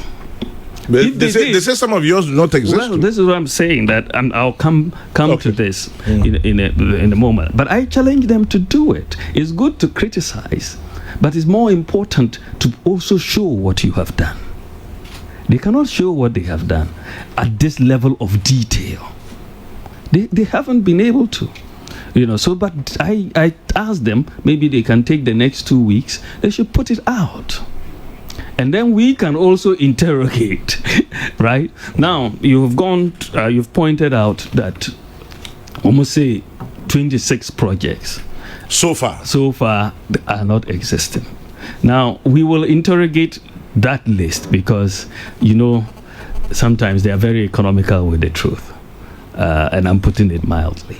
So we will interrogate that list and see, because I've heard my assistant telling me that they have projects like Benjamin Kwanta Ajefua on it, which is ongoing, but they are saying it doesn't exist. Dema Esusu. You know that Dema Esusu Techimantia, that road is ongoing. They have 3 contractors on that stretch, and it's ongoing, but they are saying it doesn't exist. Of course, the Kanda water, the Kanda borehole, for example, is one that was recorded as an ongoing project. Okay, now it was, and this is the benefit of the transparency we've introduced. Now you can see, if you say I've done this here, the public will say it's not there. If the MC says it's here, they say no, it's not there, right? So the Kanda borehole, people pointed out that it seems to have been abandoned. So we checked with the municipality. And they're saying, yes, in fact, they did dig the borehole, but they found that the water salinity was bad. Okay. So they decided to to cap it and not continue with the project. But I think in their entries, they did not recognize it as an abandoned project. But those are very easy to amend, Kwame, as we put this website together, many districts are coming, and they have come, say, we have these projects that you didn't capture since we launched it. Yes. Many projects. But then, Mr. Vice President, so then if Kanda is a typical example of what should not have been there, then we can safely guess that there are others in there too that should not be there. Well, I will not argue with that. If there is, for example, we have a bridge at Mankraho Chira, right?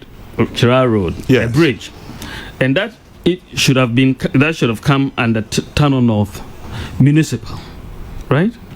That should have come at Tano North Municipal, but in the entry it was made. So you will have those sorts of issues, something to be Rovani Rotal Limited, which was captured under Tano South infrastructure, should also have come under Tano North, right? So if you go to Tano, so if I go to Tano South, I won't see it. You won't see it, and you will say that it doesn't exist. But this project, yes, but per what you're giving me, it doesn't exist. Precisely. But I'm saying that is the benefit of the transparency that we have introduced in the system. If it doesn't, we will know, and then we will take steps to make sure it's properly entered. 26 out of 17,000. In fact, today, if you go to the website, because new projects have now been added, because districts are saying we have 18,075, not 17,000 anymore. And it can be tracked? Oh, yeah, it's the same website.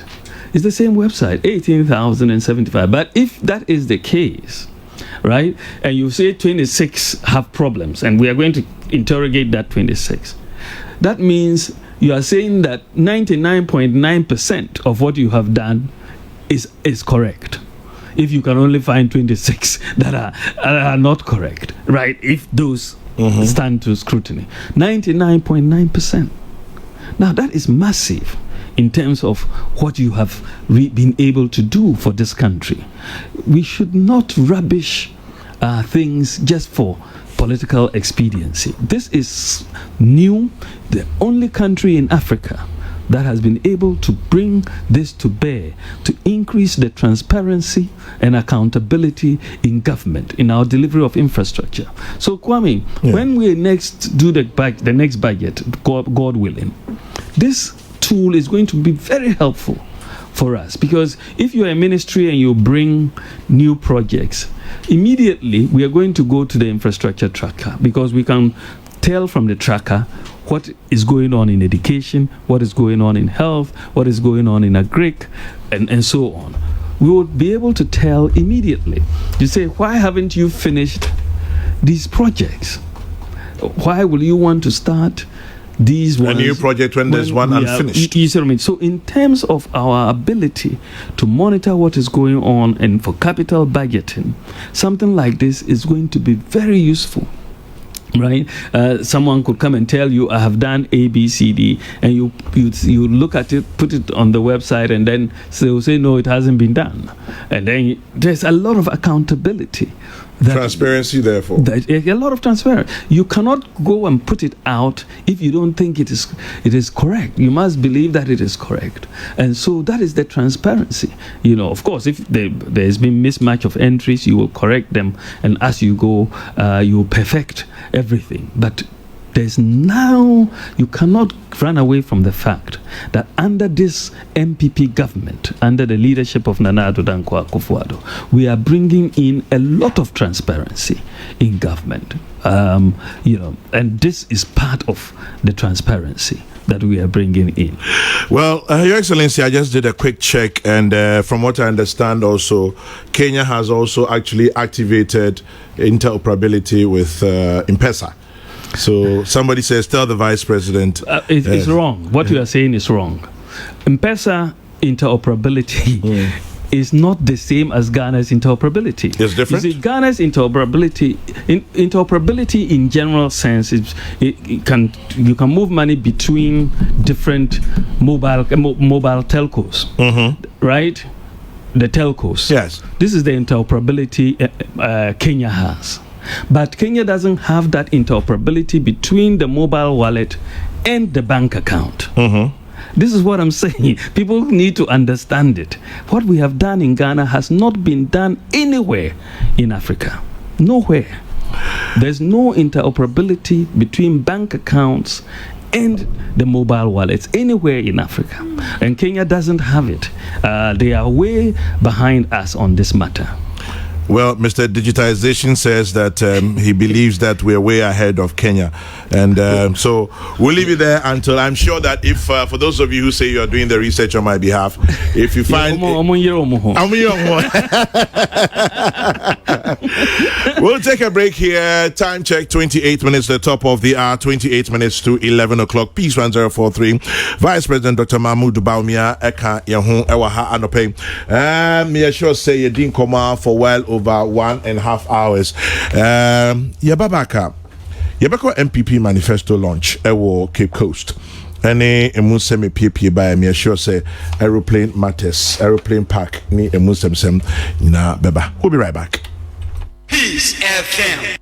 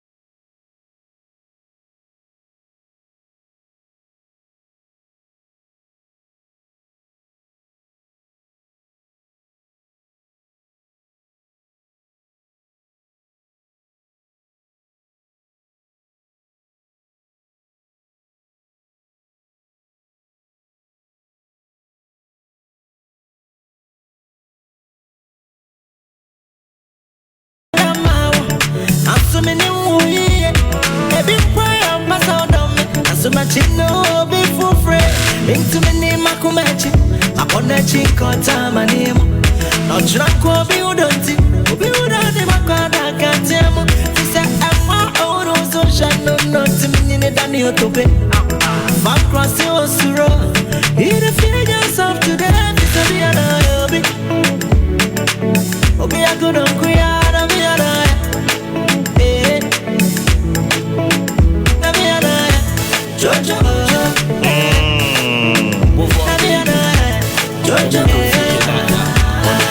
This one says, the vice president has confirmed that he likes Chocho Mucho. I see.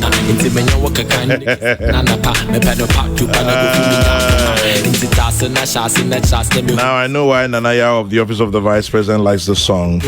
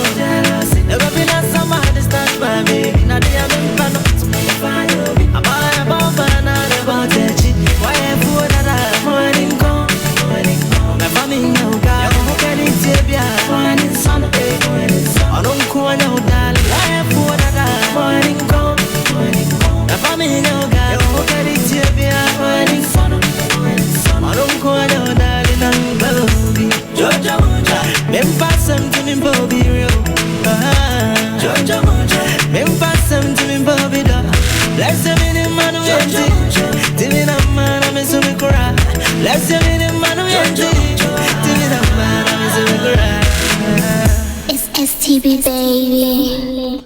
Peace FM. Peace FM. Peace FM 104.3. Good to meet you. Right back into the studio with the Vice President. Your Excellency, I'm on focus on Obi Akwafa press release. Oh dear. From the Central Bank of Kenya. That actually says you're right. Thank God. I must say, implementation of interoperability of mobile phone financial services started from the 10th of April 2018, and a wallet to wallet. That's right. Okay, so you might me that's the Central Bank of Kenya for. Yo. Say, Mr. Midawamo. Say, Omukoye Jumane Enenia Okayano. No. Ababe demo pepe. Anyway, so Yamba Cinco Cape Coast. Manifesto launch. Aye. I'm say, and also the Ehun Bibri Ebai. At the important highlights of manifesto Nintia, Ufi says a Ghana for sure. Yebeka say Nanado Dankwe Kufadu in a bedi tree, Mahamudu Bawumia Yento Abamo. Yo, me da se kwame. Na uhwe a manifesto no. The team no is a very instructive team. Leadership of service. Leadership of service. Protecting our progress, transforming Ghana for all. You know, that really, we know it encompasses idea right? Through the leadership of service. Nana Akufo-Addo is really a servant leader, and he's done so much. And in this election, it is very, very important, say, we have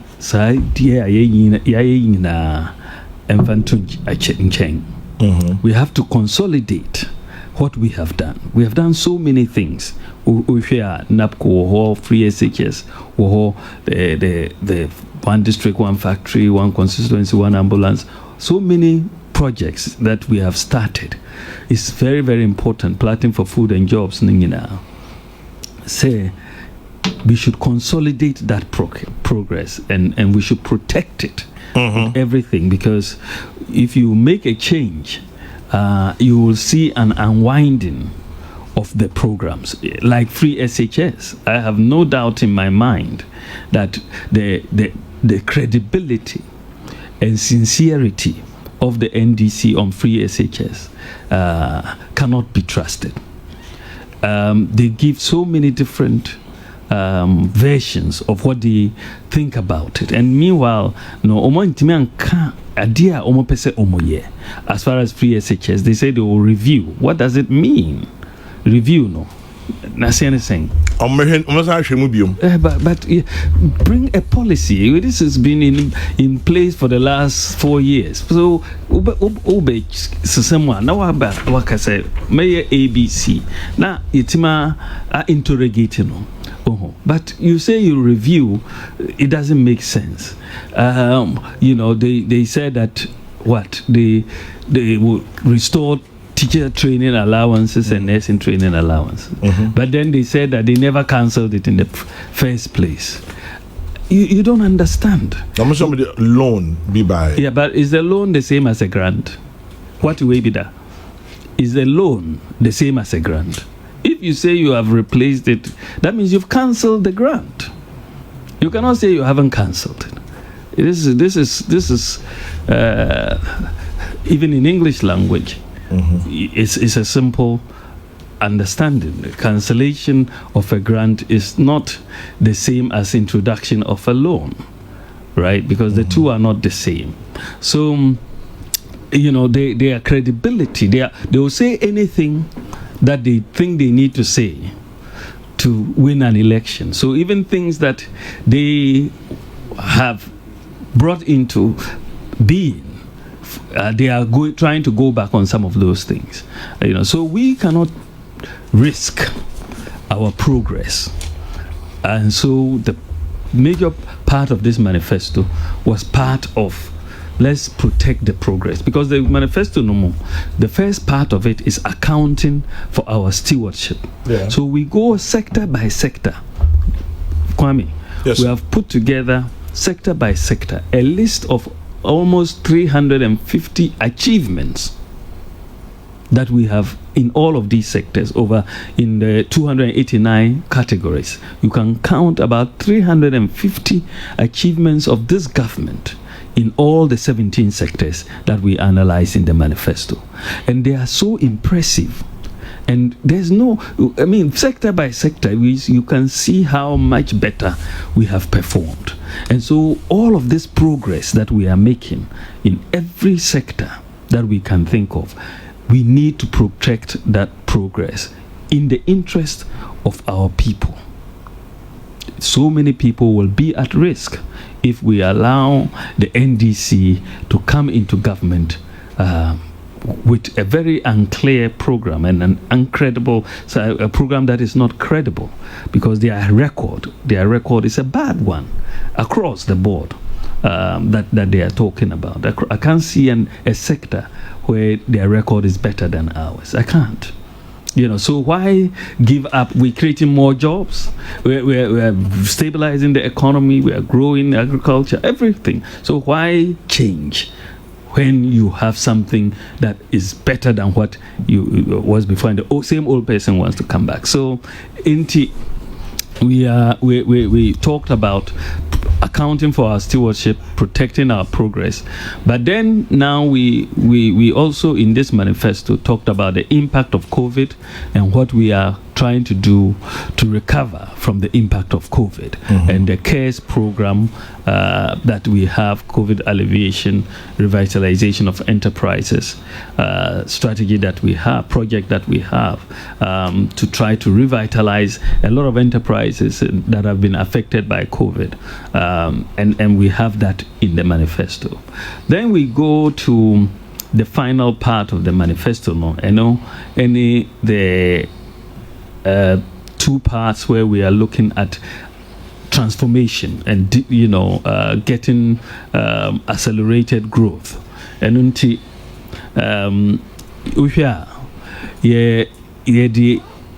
digitization, creating a digital economy,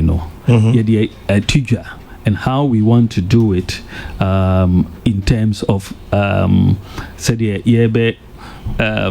reducing taxes on some of the digital devices, expanding broadband, and then creating these interlinkages created between the digital infrastructure already.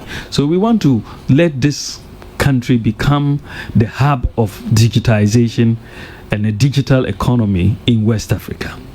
And then we also want to look at building the private sector to support accelerated growth. A lot of what we want to do, we want to do it in partnership. You per se, in private sector, no, you kaboom. Na itimi eye jumanu bebre, and we have a number of policies that we want to do. One is the human capital side, education. Kwame, yes, sir. Unim say ye manum 1.2 million what senior high school. Omu wiea mu bebre bepe say omu be call university. No great. But we hear say and also ebeha adwen kakra because of the cost of going. So parents 70 senior high school fees now. Omobaye then no between universities dear. So you per se the new policy to allow say tertiary institution the opportunity say obetimi loan edia kono is there, and then when you finish you pay back. And now see no guarantor no. And no guarantor, because guarantor system no a deprive nipa bebre omuntimi nko because omuntimi nya obi a obeba ba guarantee ama omo because obi ne pension on person odidi agro. But if I say ya ma national ID card obi a obi, and national ID card yiso nyame adom ebeya o tin number and also nyame adom ebeya o social security number.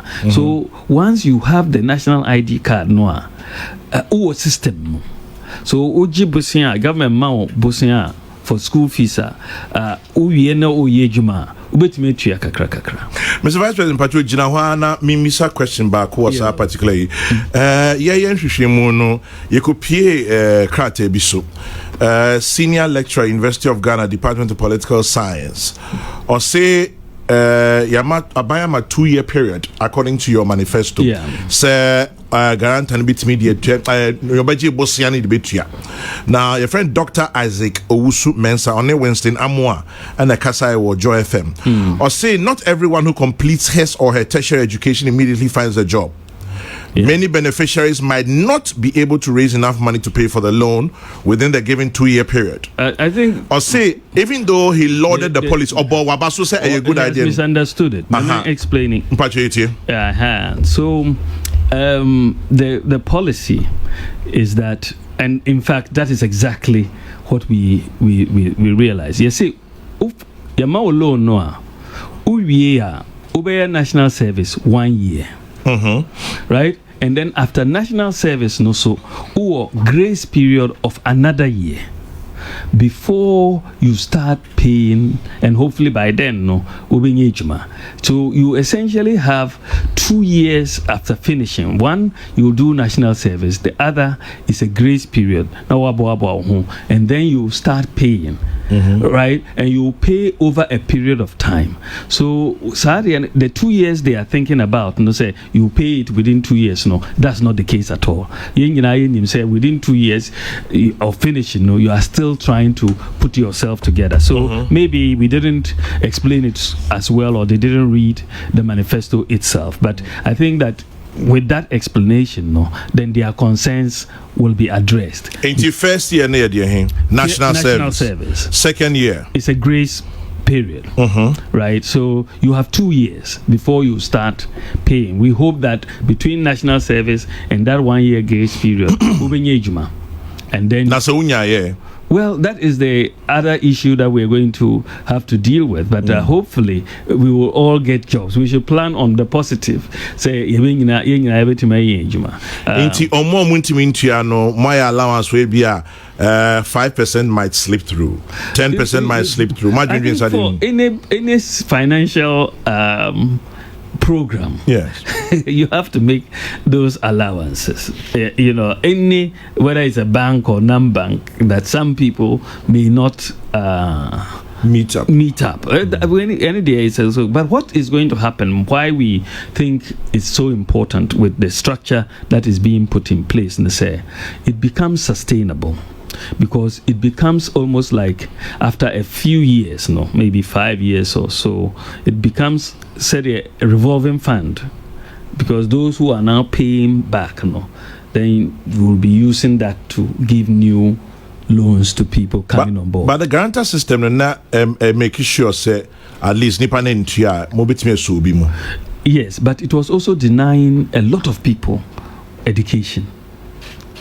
A lot of I talked to the Student Loans Trust a while before we. Guarantee mom. Yes, because in NIPA, you're guaranteeing essentially with your pension, and a lot of people were not willing. So people were leaving, were not going to university simply because omunya guarantor. That was all. It was a big issue for them. So we believe that this is one of the benefits of digitization.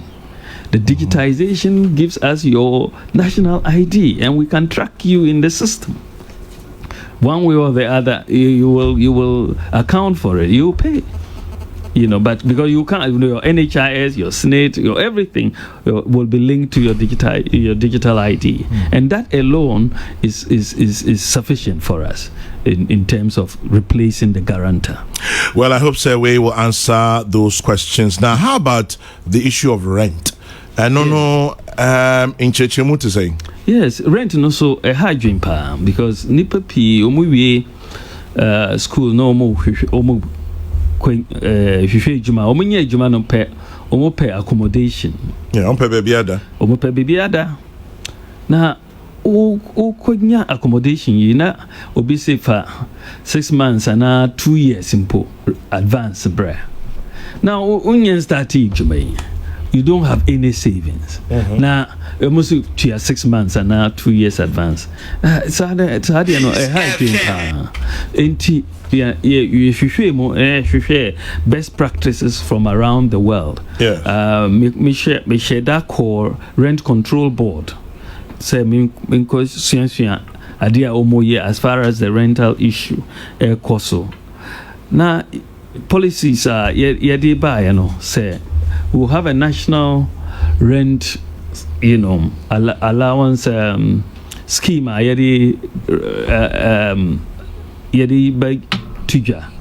So essentially, if you have a formal type of employment, you may deduct your payments for the rent from your salary. Then this rental scheme, we will pay the landlord directly the advance, and then we will deduct the payments on a monthly basis from your salary, so that what you would have normally paid rent because most people can afford the rent for 1 month. Is the 6 months or 2 years advance now a hygiene. So what you would have normally paid for 1 month, that would be deducted at source. But Mr. Vice President, say rent advance technically is against the law. 2 years at the end is against the law. That's also a good way of enforcing the law. Because we are going to get a database of all the landlords with their digital addresses. You see, so you will now have to work within the law. So essentially, the law says 6 months. This is what I understand. So we will be dealing with landlords on that basis. But you're going to try to, because what is happening, let's say, Kwame. Yes, sir. There's all what we call a market failure.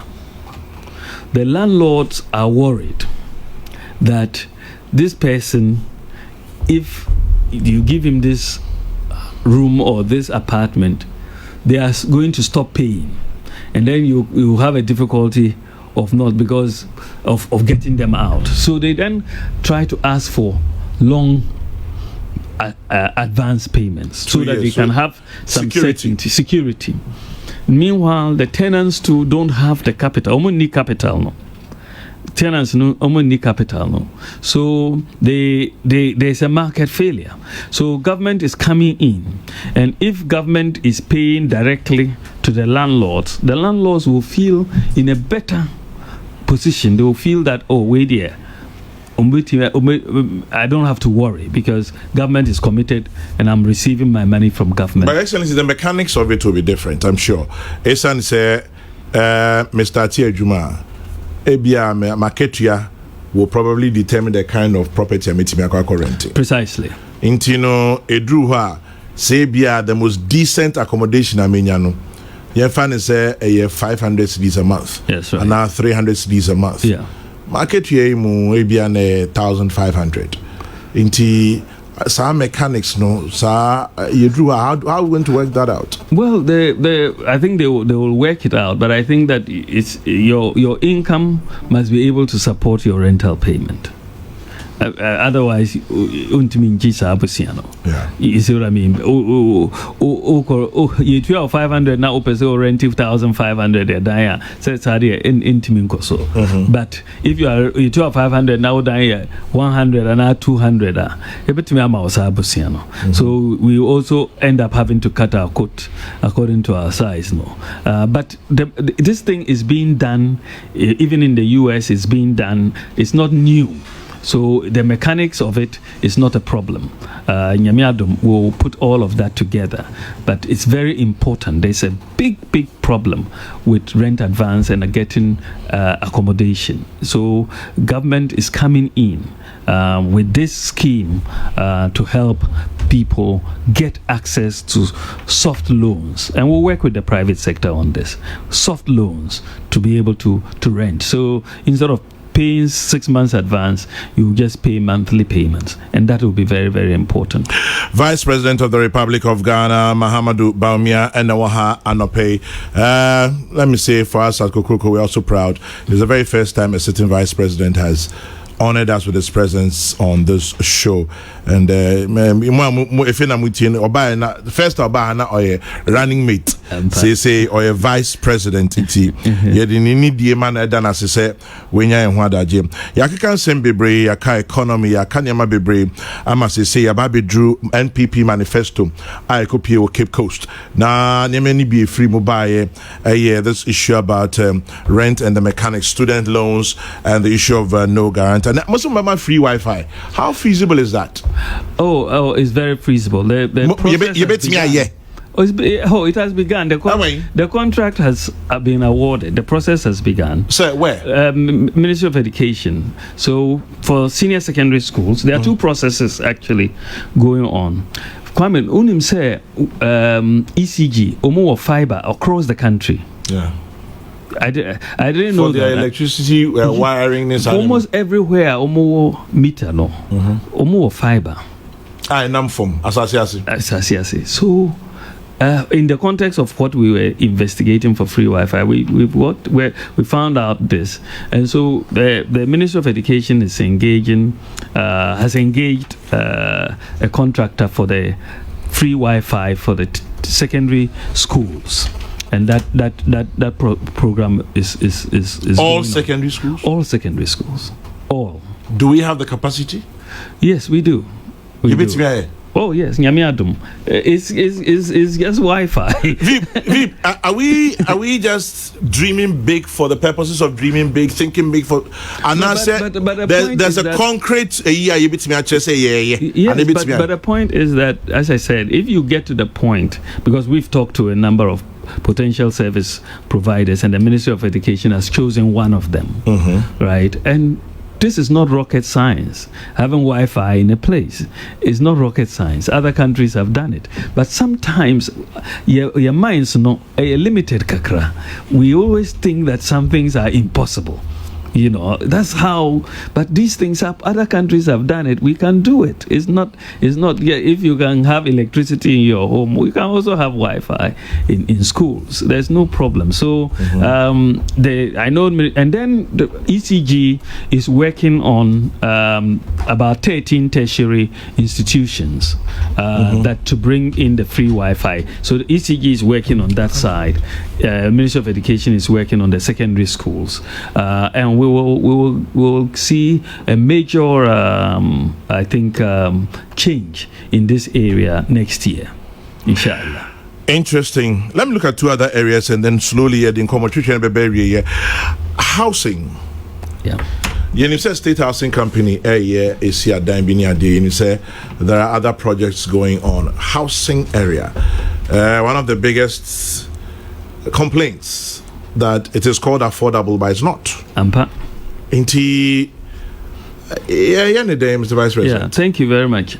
We hear a manifesto no more.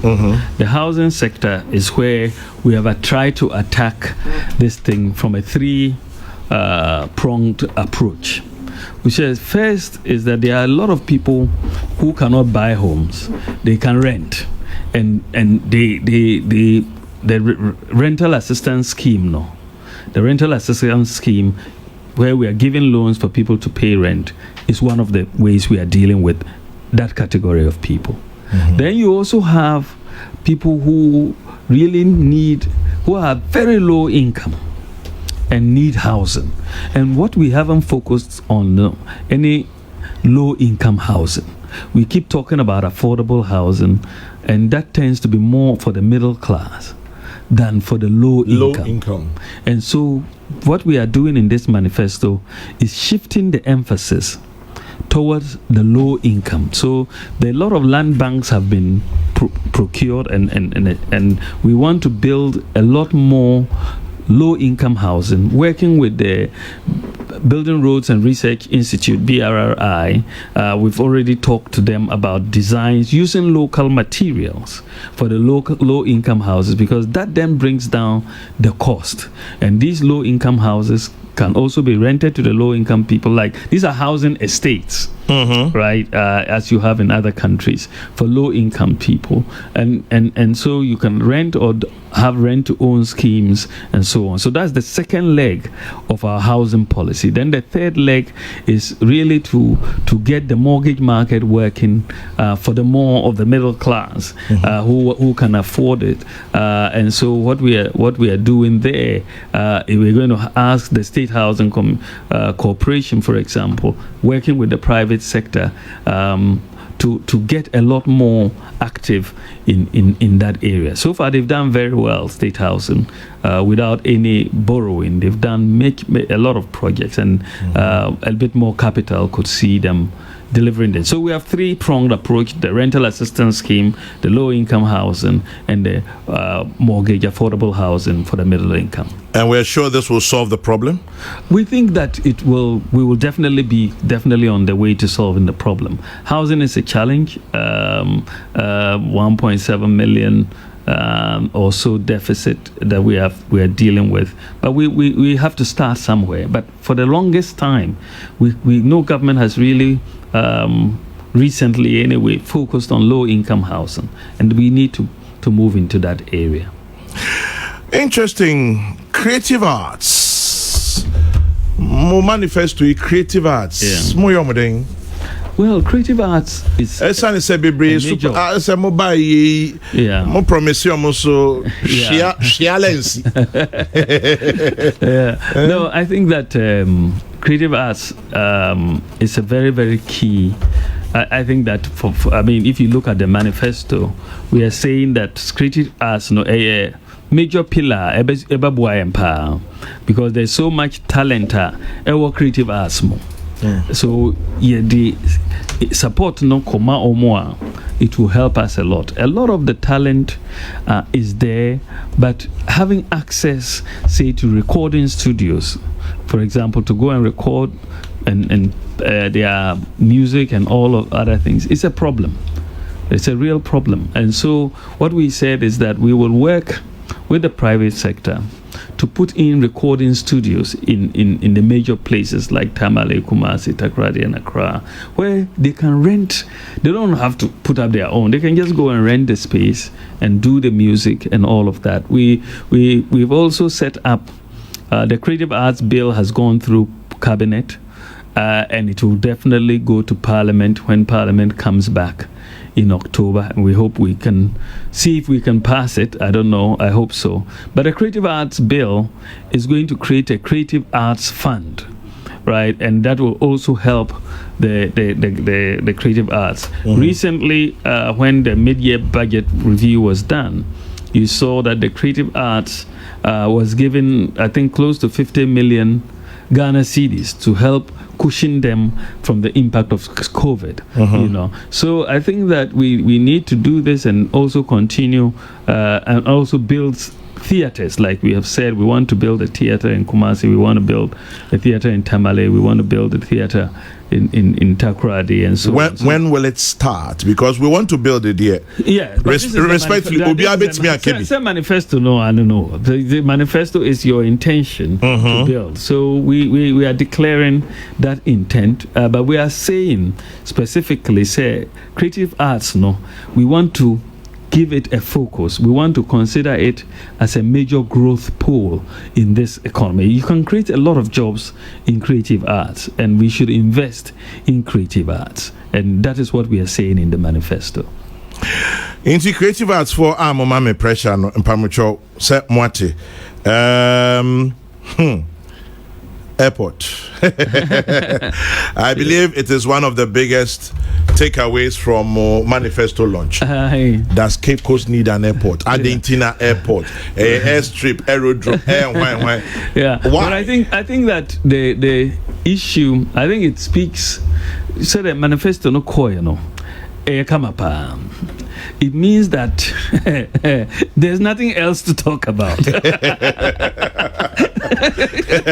if you have to go and pick up that as an issue after this major piece of work. Well, you're the party in power, so what do you expect? No, but I know, but I'm just saying that manifesto, usually you expect the policies that you've put inside to really be interrogated by your opponents and other people alike. But the issue that has come up more is I would have thought that education and other things is an airport in Cape Coast, and that is also good because it allows us to explain. Kwame, yes, sir. So that we hear airport in Cape Coast no idea in our opinion. I think it will be a good thing for Cape Coast. Why do I say so? Well, say historically Cape Coast used to even be the capital of Ghana. That's true. Gold Coast, yeah, it used to be the capital. Cape Coast today, if you are talking about the history of slavery in the world, anywhere in the world, is you talk about or study the history of slavery, you will study Cape Coast. That you cannot tell the story about the history of slavery without talking about Cape Coast, of all the forts and castles in Cape Coast. So in terms of the slavery issue, it's very big. You talk today, for that matter, about tourism in this country. Tourism in this country. And Cape Coast is the tourism capital of Ghana. There's no other place that attracts as many tourists as Cape Coast. You talk about education. And today, if you look at education in Ghana, Cape Coast is the education capital of Ghana. So the amount of traffic in terms of people that goes to Cape Coast is quite significant. It's quite significant. And so if you are looking at trying to put in place infrastructure, say the infrastructure boosting the economy of Cape Coast, you have to look at it long term. And the tourism industry is one that really is important. Tourists like convenience. so I can fly into a place. Kwame. Yes, sir. I can fly into a place. I don't have to come in and be on a 3-hour journey on a bus to get to the place. So that the airport will provide a lot of convenience for tourists who are coming in. It will help a lot, and it will also boost other industries in around Cape Coast as you have it. So I think that the whole idea of boosting the place, you look at Accra, Kumasi, the Cape Coast, Takoradi area, that triangle, that we are talking about, that area has probably 60% of the population of Ghana. Ebiaka said, why don't you fix the road? Oh, why don't you dualize the road? Why don't you get interchanges, for example? That is going to be done. That I'm sure will be done. You need not only the roads, but you also need rail. If you the way that we're thinking about the whole thing, you need major infrastructure, transportation. Just a train quine. Train quine. Train, the road is there and the airports are there. But Ibi Pache said the road is more important now and known as a priority. Kwame, yes, sir. There's no reason why we are doing all sorts of roads. There's no reason why you can't work on the two at the same time. There really is no reason, because the road, I mean, as I say, is got to be part of the plan. Because you don't want to have an airport which then difficult to get to and all of that. So the road and the rail, you have to think long term. We're thinking rail, we're thinking roads, but that is going to be on the basis of that infrastructure.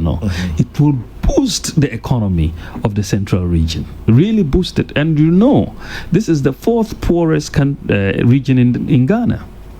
The fourth poorest region. So in reverse, can the region support an airport? It's the fourth poorest region. Yeah, you want to put an airport there. You want to put rail. That precisely. That in fact, the airport will boost the region, right? In terms of economic growth, it will, because there will be more people coming in. There are many people who would like to go to Cape Coast, but maybe thinking about how inconvenient it is. Travelers from abroad and all of that.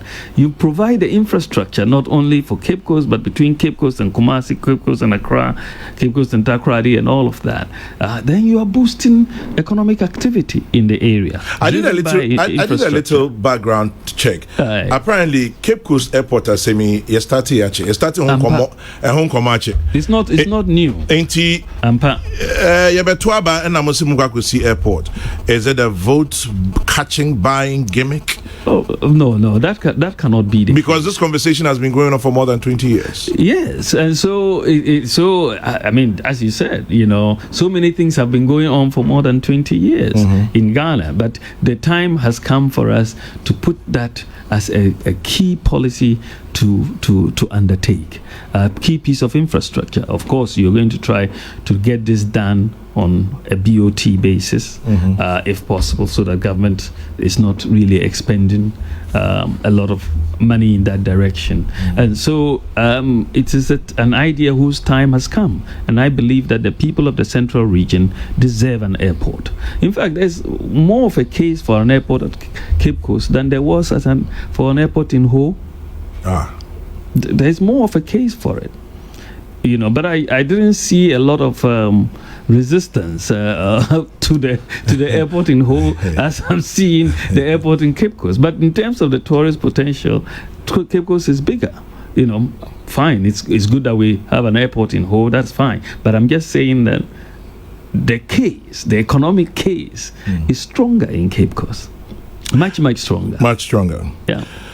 Well, we're wrapping up slowly, Your Excellency. You mentioned the automobile industry, and VW is here. Toyota is coming. Yeah. Hopefully, that's what you just told us. But your own, there's Kantanka. Ebi Pache said we're not giving Kantanka the same push or the same incentives that we are giving the VWs and Toyotas. There's also the Second-Hand Car Dealers Association. They are up in arms. And almost Thursday, I said, there will be a demonstration. His son said, you're not treating them fairly. Okay. What are we doing about our own? Oh, thank you very much. I think they said the incentives to Kantanka are really no different from the incentives to VW. The automotive policy applies to all players, equal level playing field. So the idea VW and I said Toyota, sad you know Kantanka. And in fact, we are actually buying cars from Kantanka, from what I understand, and so on. So we want to boost Kantanka, and they are doing some very, very good vehicles, even electric vehicles now, smaller vehicles, and so it will be. And what we are also doing with the automotive policy, we are introducing a leasing arrangement so that there's an economy so that people, whether they are bus drivers or trotro drivers or nurses or doctors, you can get your vehicle brand new in Ghana without having to pay import duty, and you pay for it over time through leasing arrangements. So, if you are a teacher and you don't have money, because you have the whatever your national ID and other things, government bit me abuawo. Now what car no foforo. So adi ayehwe say bus ne trotro ne taxi ne omutme ato sakaya ye manufacture wa Ghana yi. And so we'll create the jobs here and make it sustainable. So the automotive industry, we want to add to it the leasing policy. So the nipa bit me ato saka seeing na spare parts so I think it is very important. I think Second-Hand Car Dealers Association, the Minister for Trade and Industry is engaging them, and I think that they will continue to engage. But I don't really think that they should really. I don't really think that there should be a demonstration or anything like that. They should sit down and talk, and then we'll see where we can meet them and explain what is going on to them. Quick one also, traditional medicine practitioners. Almost say in your manifesto you mentioned them. They have indirect jobs to over 3 million people. Now, I must say, my manifesto, say you provide them support. Support you man chechim. Sir. Yes, sir. Okay, so I think that there is a general policy direction say traditional medicine is very important and we should support the industry. The details we will flesh out, of course, we will discuss with them, but the Ministry of Health will handle those details. Yeah. Into traditional for Mate. Then somebody has just sent me this one. So, Town and Country Planning Department in the Central Region actually started feasibility work on this airport in 1996. Okay. And it goes on and on. Unfortunately, it's a bit too long, and so I'm unable to read it. Your Excellency, how do you assess election 2020? What are saying? Well, another say, Nyaminsem. Nah, 2020, it's 3 months away. Yes. I think that the Akana say, Yeba ko apro na ye can chere obia ejuma ayaye. Said ya Mama Nana Akufo-Addo obedi president no. Within the last 4 years, ejuma say na ayaye. Mimi gidi say yetimi communicate ye policies no and how they have benefited people. Then the people will look at us favorably. And so, but we don't want to take anything for granted. Yes. So, we have to work hard, but pray and leave it in the hands of God. Are you saying that you're not in a comfortable lead? Definitely not in the type of comfortable lead that our opponents were last time. We'll leave that one for them. But you have hope. Inshallah. Oh, very much so. Very much so. It's a lot of work, Kwame. The work is massive. It speaks for itself. You go to every district, Kwame. There's no district in this country that hasn't been touched by the work that Nana Akufo-Addo has done. Every district. What are some of your biggest challenges as Vice President? As Vice President, I think that I have a boss who really wants things to be done in a hurry. He's almost a workaholic. He's working at his age. I mean, he's stronger than us, the younger men. You know, he is demanding. And it's, you know, so of course it's something that we all have to work to. So you cannot relax. You have to keep going at it. You know, government is also very, very large, and you have to coordinate a whole lot of agencies to get certain things done. It can be a challenge, but it also helps us all know what is going on. So I think that the whole issue of wanting to deliver quickly, but sometimes government doesn't move as quickly as you do. Sometimes I realize in government that if you want something in 6 months' time, you should say you want it in 3 months' time. and so that way you can drive people. But I hear you also drive your people. You're not very different from your boss that you're complaining about. Well, he drives me, and I also have to drive somebody else. Yes. But I have a good team. I'm very proud of my team. Mm-hmm. They are excellent. Yeah. Would you like to succeed your boss one day?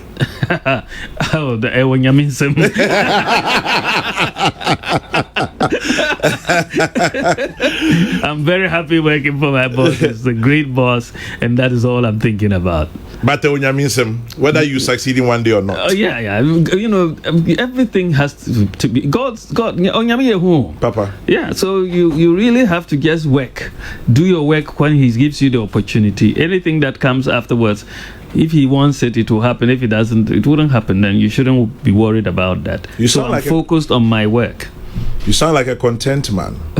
I am very happy with what I'm doing. I'm very, very happy with the responsibilities I'm doing. I'm very happy with the opportunity to bring real change to the lives of people, to support the vision of the President, Nana Akufo-Addo, and I'm very happy about that. On a very, very, very light note, Samira Konfansimano. You're Konfansimano. Obisi Mimbisa said that's you're going to Fansiman those days have anything to do with the airport. We realize how difficult it was.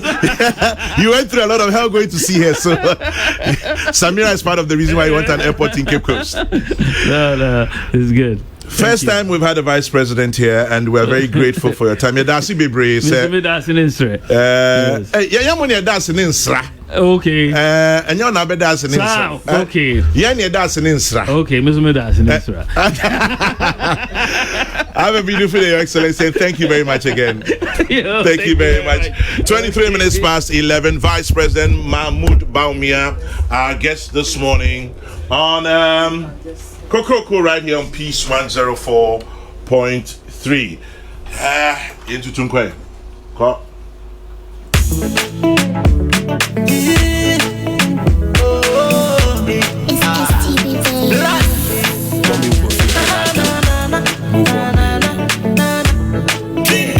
Baby, do him some favor. I feel sad as if he man.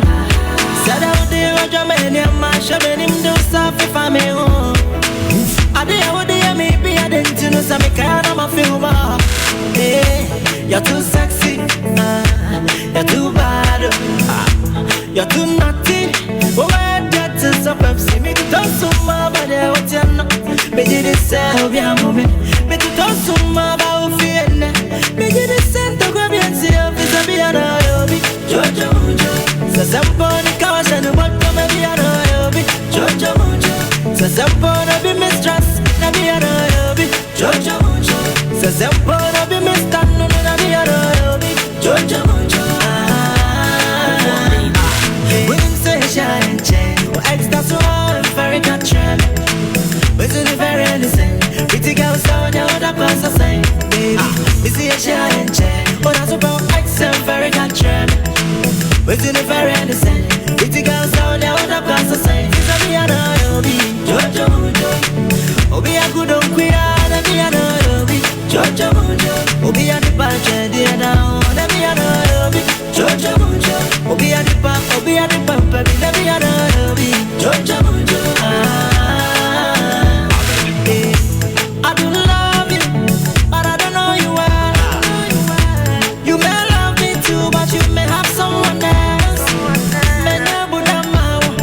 I'm so many baby, pray on my sound on me. I'm so much in no be for free.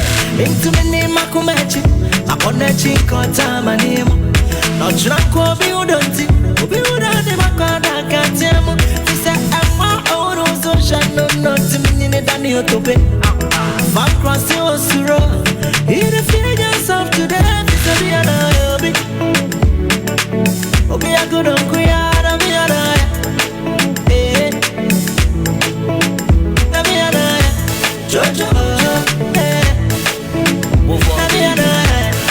Okay, what else can I say? Yeah, I must say. Yami Adum na dear Chichina no Paya Besaba. Medin the Kwame Sefakai. Remember to keep your dreams and hopes alive is all you've got. God bless. Good morning.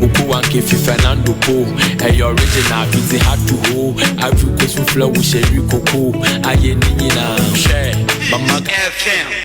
Midnight.